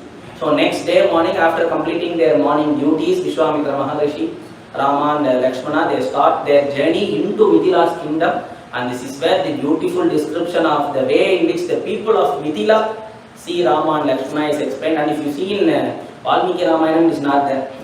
If you see the Bala Kandam of Valmiki Ramayana, Rama Jaranam is there. Immediately Rama's marriage is planned. Immediately Vishwamitra Maharshi takes him to the forest, and the 9 stories what Vishwamitra says is explained in detail. And immediately they come to Mithila. Shiva Dhanush is broken. Marriage happens. They return back to Ayodhya. That's it. The majority of the portion is given for all other stories that Vishwamitra is told to Ramachandra Prabhu. Vishwamitra stories come. So all these things are there. But in other versions of Ramayana, they can't leave this portion at all. And in Kamba Ramayanam, it is beautifully explained. Tol Kandar, Tole Kandar, Tolkaral Kamalavanna Tal Kandar, Thale Kandar, Kadakkai Kandar, Magde, Bal Konda Kandar, Yare, Vadinai, Muriva Kandar, Old Kanda Samayat, Annan Munnam, Uruva Kandar, Vota. So Ramachandra Prabhu is coming to the streets of the roads of Mithila Nagaram, and all the people of Mithila are watching him. And Tol Kandar, if a person watches Ramachandra Prabhu's shoulder, they stop there. It says Tol Kandar, Tole Kandar, Todu Kadal Kamalavanna Tal Kandar. So a person who is mesmerized by Ramachandra Prabhu's shoulder's beauty, the other person who has watched that in the Mansha again in Uttam, he has stopped there, his eyes are not moving, so he felt that we should not see his shoulder. So shoulder is not allocated for us, so we will go to other parts. So he is mentioned Tal Kandar, he goes for the feet. Tal Kandar, Thale Kandar. So he can't move his eyes from there. So another person, Thalu Martin, Thalayum Martin, shoulder Martin. So another person fell. So Tadakkai Kandar, they will see the hands.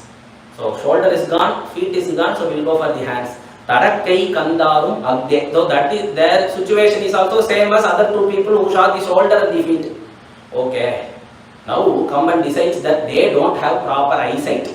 So that is why they are seeing only the shoulder, that is why they are seeing only the feet, that is why they are seeing only the hands. No, all konda kanna, their eyes are really sharp. Kannade erichiruvana. Adha drishtinu veru. They paatha mudichu pochu. So all konda kanna, yare vadivinai mudiya kanda. If each person has stopped his view at each body part, anga, then who will see the entire beauty? Yarel, Vadivinai, Mudiyakanda. And Kamba gives a beautiful example. There are Shan Matas, right? So it is Shaiva, Vaishnava, Ganapatya, Kaumara, Saura. So all these Shan Matas are there. So if a person belonging to each Mata, if he takes Parameshwara as his Lord, then he will never accept Vishnu. If a person takes Devi as his Lord, then he will not accept Parameshwara and Vishnu. So it is mentioned Ulkanda Samayat. Samayat means the religion. Samayat means the darshanas, or the which form of bhakti they do. So for them, what form they do is great. Right? So the people who saw which part, they said shoulder is only beautiful. That is the way in which they have approached it. So if they say that the feet is really beautiful, that person who saw the shoulder will not accept it. So the person who saw the hands will not say that the feet, will not accept that feet is beautiful. So they have stopped there. That the entire view has been stopped there. So he mentions Urkanda Samayat Annal Munnam. So a bhakta who says that the darshana or the form that he follows is great, and that is the only form that should be acceptable. So that is the way in which they see Ramachandra Prabhu's angas and his body. So Urkanda Samayat Annal Munnam Uruva Kandarai Vakar. So if you see something which is really beautiful, it is something that is really magnificent, and it is beyond worldly comparisons, then there are only 2 ways in which we will be approaching it. One is that we will be mesmerized, and the next one is that we will be always speaking about it.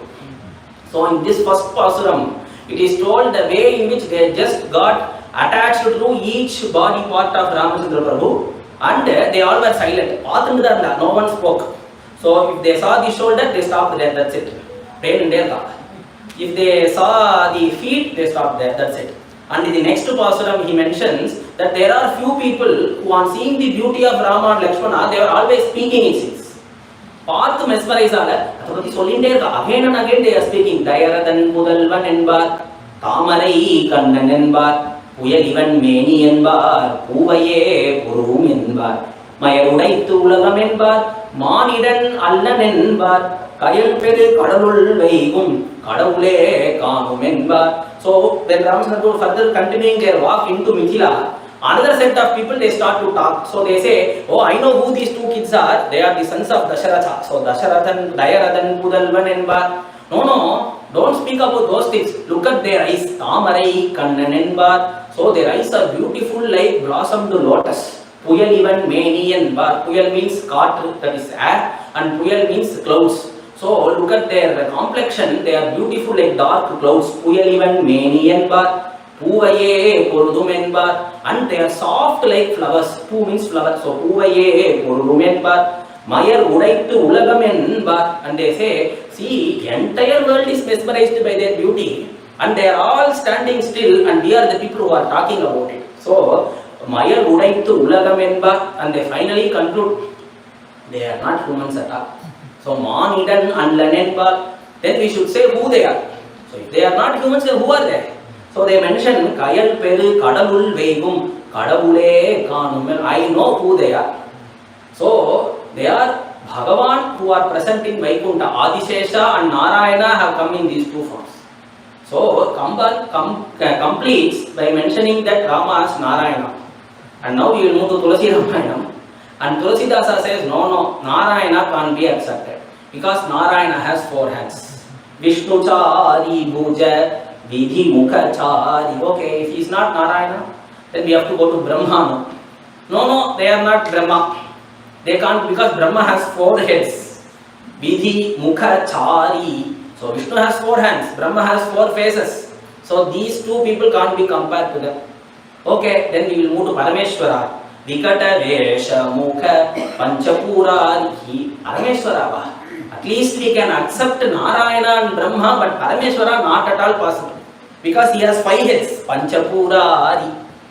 And they mentioned Vikata Rupa. Look at their beauty and look at the way in which they have adorned all the ornaments. How can they be compared with Parameshwara? Because Parameshwara ella manda podudam podunirukkaru. Everything that he wears are skeletons. And everything that he wears are all the bhasma that is present in the graveyard. So no, can't be compared with Parameshwara. No, Vishnu also not possible. Brahma also not possible. Who are they? They can't be compared with any devas. So they conclude, Apara Devu Asu Ko Nahiyai. So they can't be compared with any other deva. So if you see, the primary devas are these 3. If we can't compare the beauty of Ramchandra Prabhu with any of these 3 devas, then other devas are not in the list at all. So if you see Devendra, if you see Ayu, if you see Agni, where are their comparison? So it is mentioned that Vishnu is the greatest deva and Agni is the smallest deva. So that being the case, Vishnu himself can't be compared, where to go.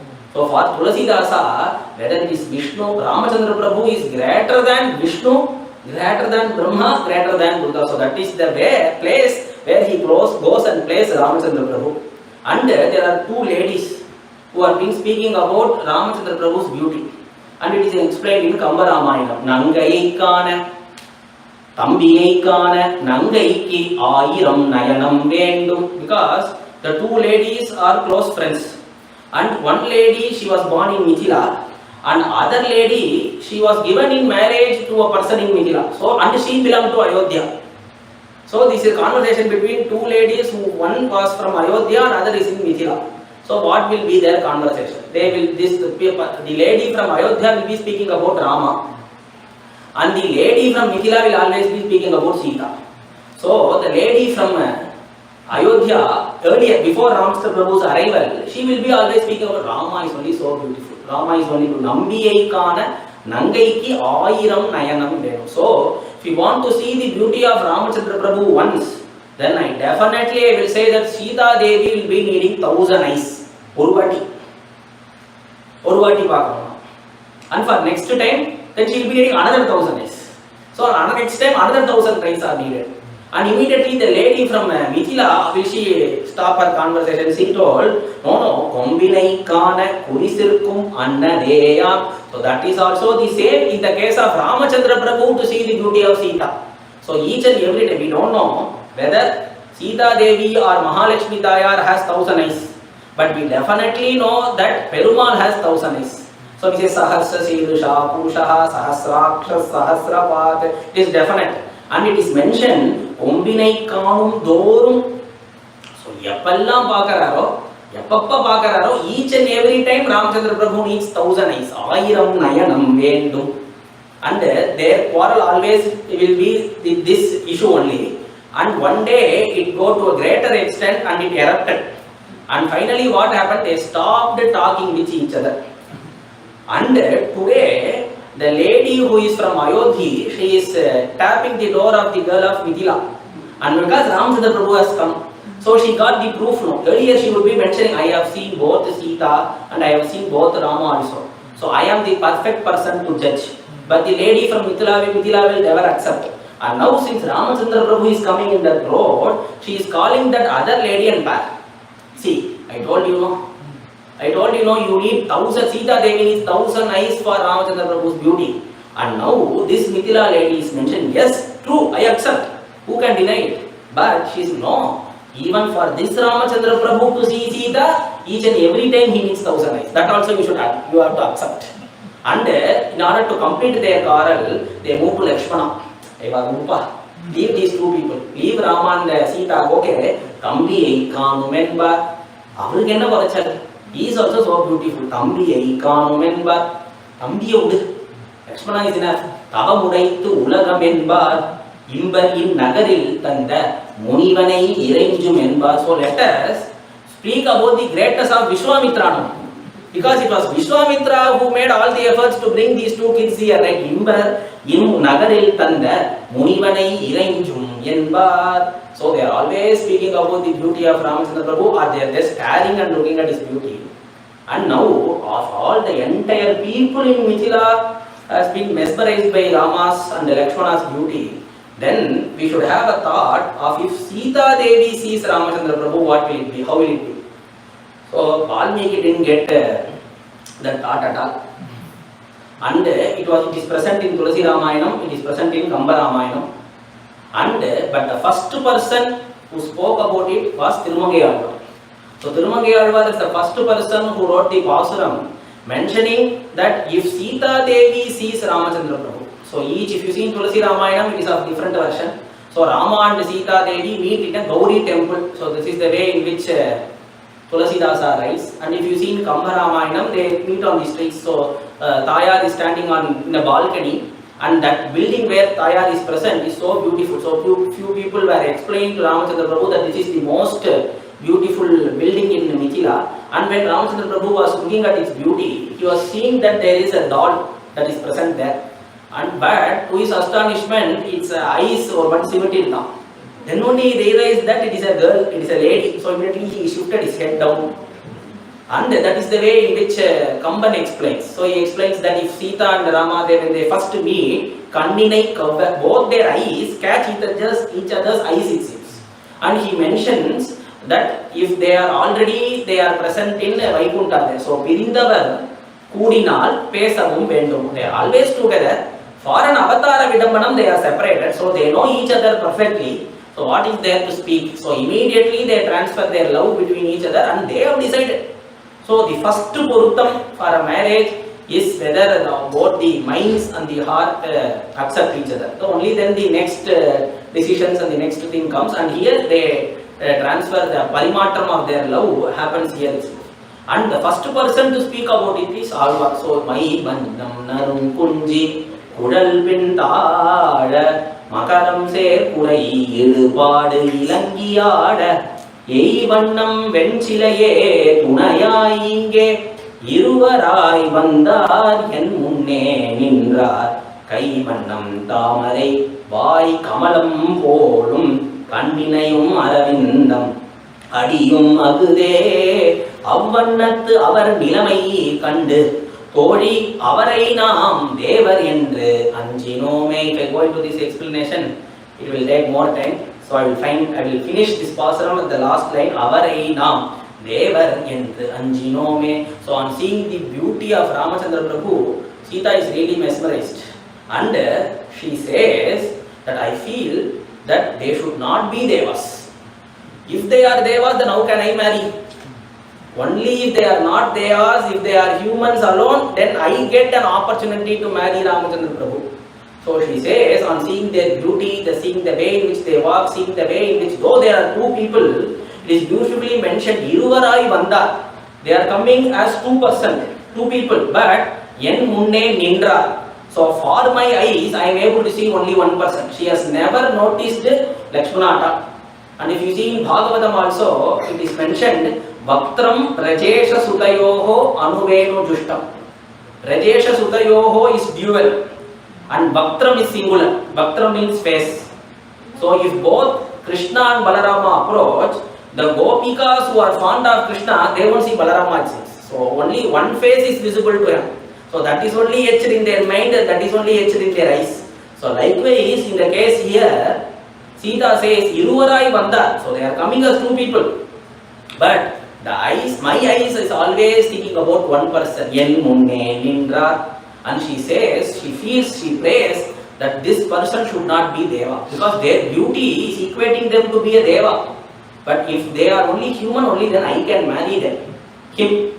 So immediately what happens, one friend of Seetha Devi comes and tells her that no, don't worry, they are Dasharatha's sons and that first bigger one's name is Rama and they have come to see the Shiva Dhanush. They are entering into the court now. So immediately Seetha Devi from that balcony there is a way to reach the court. So all the people go there and immediately in the court the greatness of Shiva Dhanush is mentioned and Janaka mentions Janakaihi Abhipujitam. All the forefathers, the kings in my lineage, they are doing puja for this Shiva Dhanush and this I have kept as a competition for the marriage of my daughter. So if a person lifts it, if a person ties the rope to the top of the bow, then I will give my daughter in marriage to him. So immediately all the greatness is explained and he also mentioned in Puradadasa in one Kirtana, he explains how all other people who approached and tried to lift the Shiva Dhanush. So one king came it says and he told, I have that strength to lift it, but I feel that if I lift it, it will be broken. Since you have been doing puja for it for several generations, so I feel lifting it will not be good. These are reasons to say that they are not able to. And there is another king who approached. He told that I will lift it, but I am not interested in marrying your daughter. So that's why I am not trying to. And in some Natakas of Ramayana, it is mentioned that Ravana also came and tried. So Ravana came because he is a Shiva Bhakta, he felt that he can lift it. So he came and tried to lift it and entirely the bow fell on him and he is not able to breathe and he really suffocated it seems. So this is the way in which the hasyam of depicting is explained. And one king he approached and tomorrow Janaka told that he will be showing the Shiva Dhanush to him. So he gave him a residence to stay. And there one servant there, she was speaking about the greatness of Shiva Dhanush to that king. Oh, you have come to take that bow and you are going to tie the rope up to the top. No, it's not possible I think because several kings have come and tried it and they are not able to. So what this king on seeing the greatness of Shiva Dhanush, what he told, I will just leave in this night itself back to my kingdom. So you don't tell anybody that I have approached for lifting that Shiva Dhanush. So these are ways it is expressed in Puradadasa's Kirtana of Seetha Kalyana's description. So that being the case, now Ramchandra Prabhu's opportunity is today. So Vishwamitraha sa Ramastu Shrutva Janaka Bhashitam Vatsa Rama Dhanuh Pashya Iti Ragavam Abhravit. So Vishwamitra is calling Ramchandra Prabhu. Sa Ramastu Shrutva Janaka Bhashitam. After Janaka completing speaking about the greatness of Shiva Dhanush and all other people who have tried lifting it and who are not able to. So Vishwamitra is really confident. This Ramchandra Prabhu is really, he will definitely do it, he will definitely crack this test. So what he does, Vatsarama Dhanuh Pashya. He asks Ramchandra, just you try it, let us see if you are able to. That is the way in which Vishwamitra told. And immediately Ramchandra Prabhu did prostrations to Vishwamitra and all the people in that court, to Janaka Maharaja, because Ramchandra Prabhu is so principled. If you see in each and every place, all these minute descriptions will also be mentioned. That is the way in which he is. So he does the prostrations to Janaka, all the people there, and finally he does prostrations to the Dhanush. And what he does, Tolane Purane, what should I do? Whether I should just lift it and show or whether I should tie the rope to the top. So what both I am capable of, Tolane Purane. Because Ramchandra Prabhu has a doubt that if I lift and tie the rope to the top, I have a doubt that it may break. So he is feeling whether lifting it is enough or whether it should be tied. So tolane purane piva aropayitva maurvim cha purayamasa tadhanuru tad bhavanja dhanur madhye nagasreshto mahayashaha. When Ramachandra Prabhu when he lifted the dhanus, he placed it vertically, he placed one of his feet on top of the dhanus so that it will not move. So immediately Tyagaraja Swami sees it and he is explaining what great bhagyam did that Shiva Dhanush do. Dharma atmana charanambu soka sivachapambu tapame nije seno teliye dharmatma. The greatest of all dharmatmas, Ramachandra Prabhu, is placing his feet on the Shiva Dhanush so that he can tie the rope to the top. And what great bhagyam did this Shiva Dhanush do that I didn't. That is the way this Kirtana approach. Tapame nije seno teliye. So when he tried to the top, so he brought the top portion of the bow down. So when he put that effort, when he was about to tie it, immediately the dhanus broke. So that bhavanja dhanur madhye, and it is perfectly mentioned that it broke in the middle.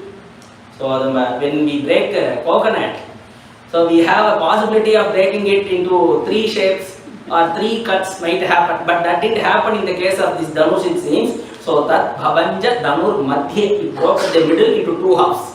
And a big noise and a great lightning like one prakasham came out from the dhanush, it seems. And it is told in Tulsi Ramayanam that on hearing this sound only Parasurama approached Ramachandra Prabhu on the way.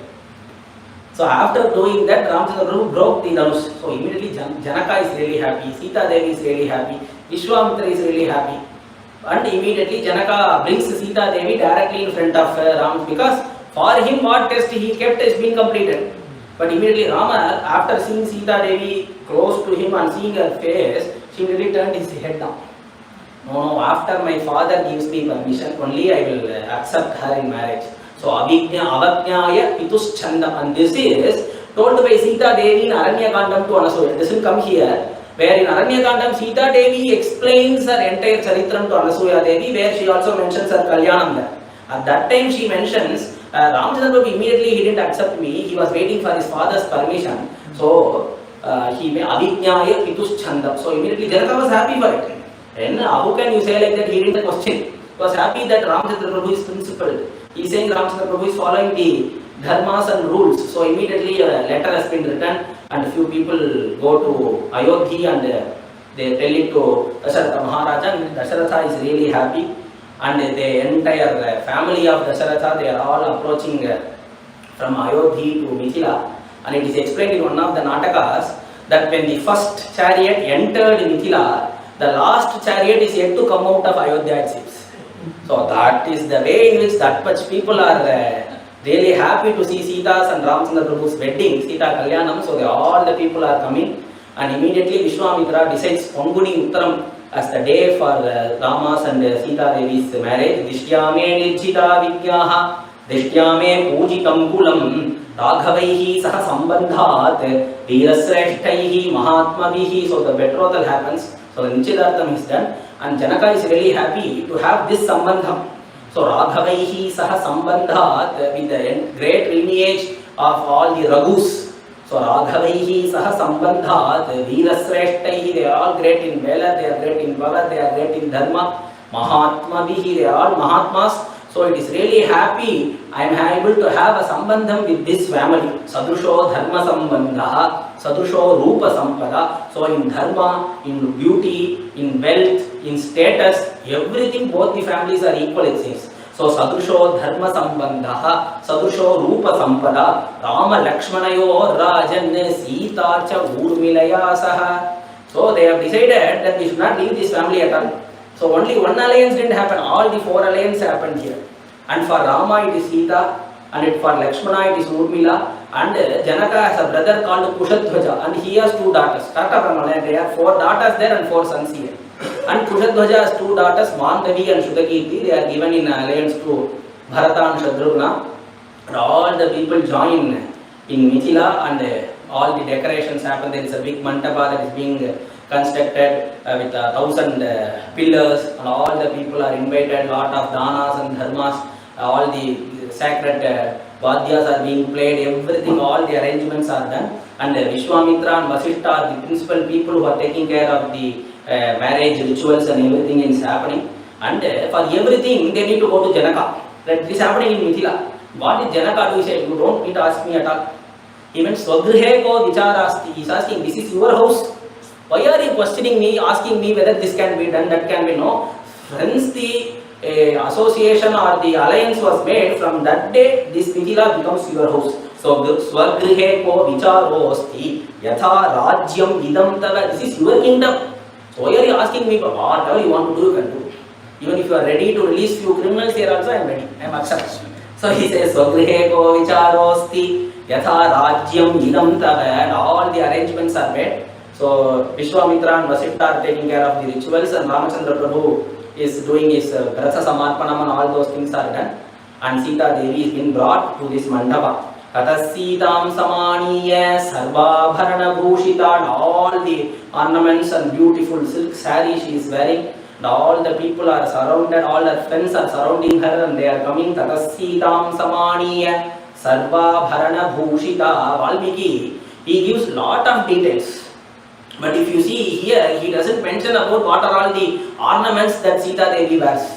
Sarva Bharana Bhushita, Varnich Mala. I think it won't be enough through words that can, through which that can be described. So he says Sarva Bharana Bhushita Samaksha Agnehe Samsthavya. She is brought in front of the sacred fire. Raghavabhi Mukhe Tada. So she is brought in front of Ramachandra Prabhu and Seetha, they are viewing each other. And Abravit Janako Raja Samakshamakne Samstapya. So Janaka has also come to that mandapam where the marriage is going to happen. And Janaka at first, when he sees the sacred fire, he prays to it, it says, Samakshamakne Samstapya. In your presence, I am going to give my daughter in marriage to Ramachandra Prabhu.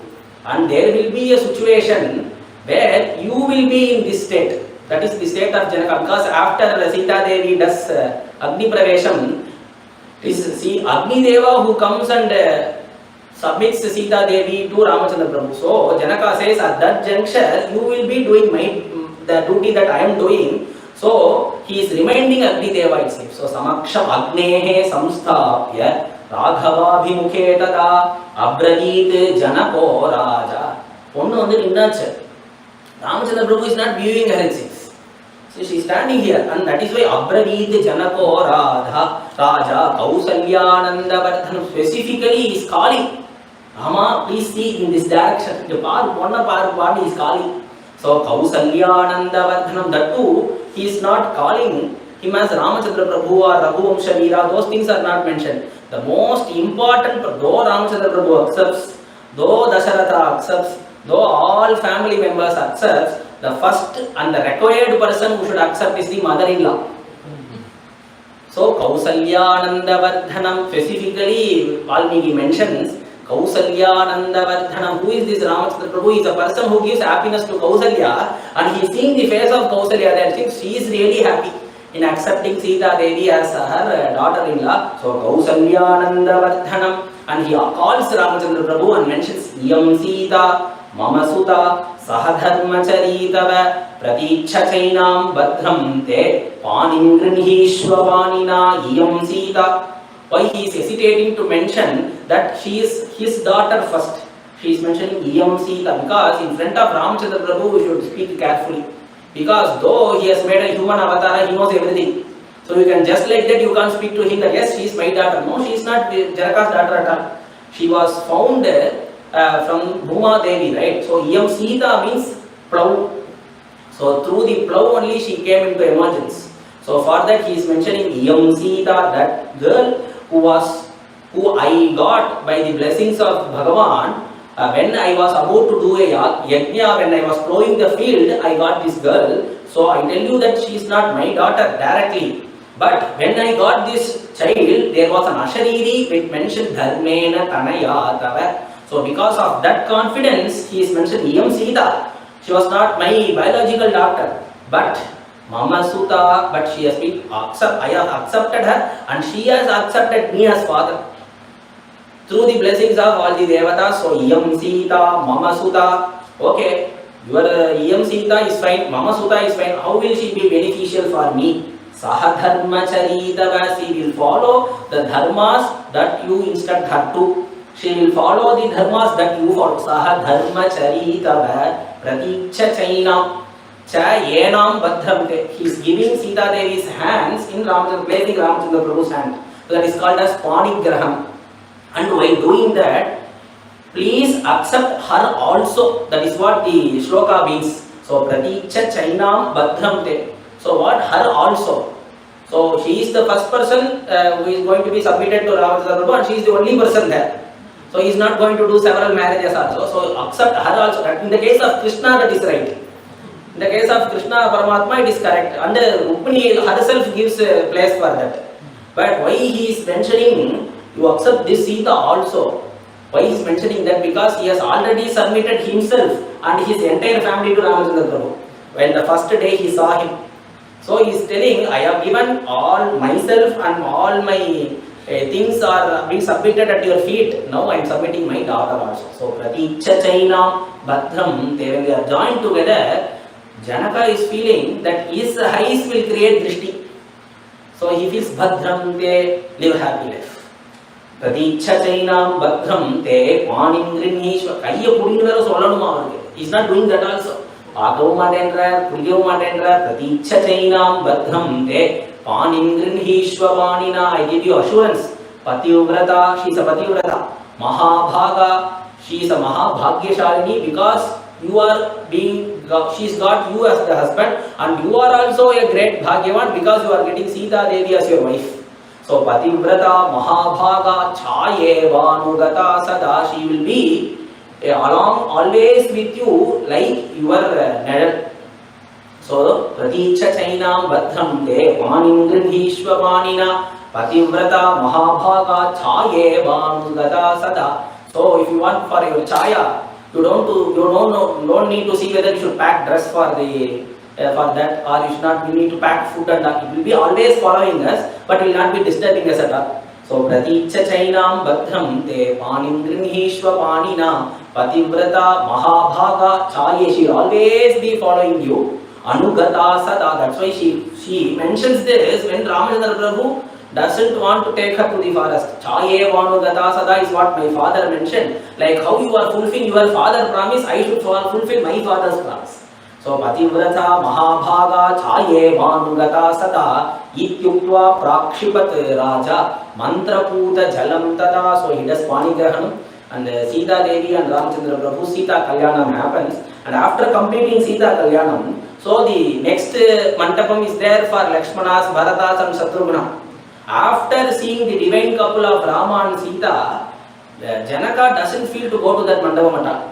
So what he does, though there are 4 mandapas that have been constructed, and all the marriages, for 4 marriages, there are 4 separate places, separate rishis are there, separate Agni Kundas, all those things are there. But for the next marriage to happen, what did Janaka did? He is staying here itself. He is not able to leave Seetha and Rama. So for the next one, he calls them here, Lakshmana Agacha. It is Lakshmana Agacha Badram. Anga Kalyana Lopa Onapu in the Mandapatalda. So you come to this building. So for Lakshmana, Urmalya and Lakshmana's marriage happened, and similarly Mandavi and Sudakirti are given in marriage to Bharata and Shatrugna. All the 4 couples and all the great rishis and sadhus and all the people there bless them, and they give a beautiful darshan. So the divine couple, they give a beautiful darshan, and after completing all other rituals that are a part of the marriage, they finish and they are on the way to Ayodhya, and on the way Parashurama Maharshi comes and he gives Vishnu Dhanush there. And there Parashurama's ego and arrogance are won by Ramachandra Prabhu, and they go to Ayodhya, and for 12 years Ramachandra Prabhu and Seetha Devi, they have a beautiful, they have a dharmic life, they live a beautiful Grihastha ashrama there. So with this Bala Kandam comes to a conclusion. Janaki Kanta Smaranam Jai Rama Rama Anjaneya Swami ki Jai Sadguru Maharaj ki Jai.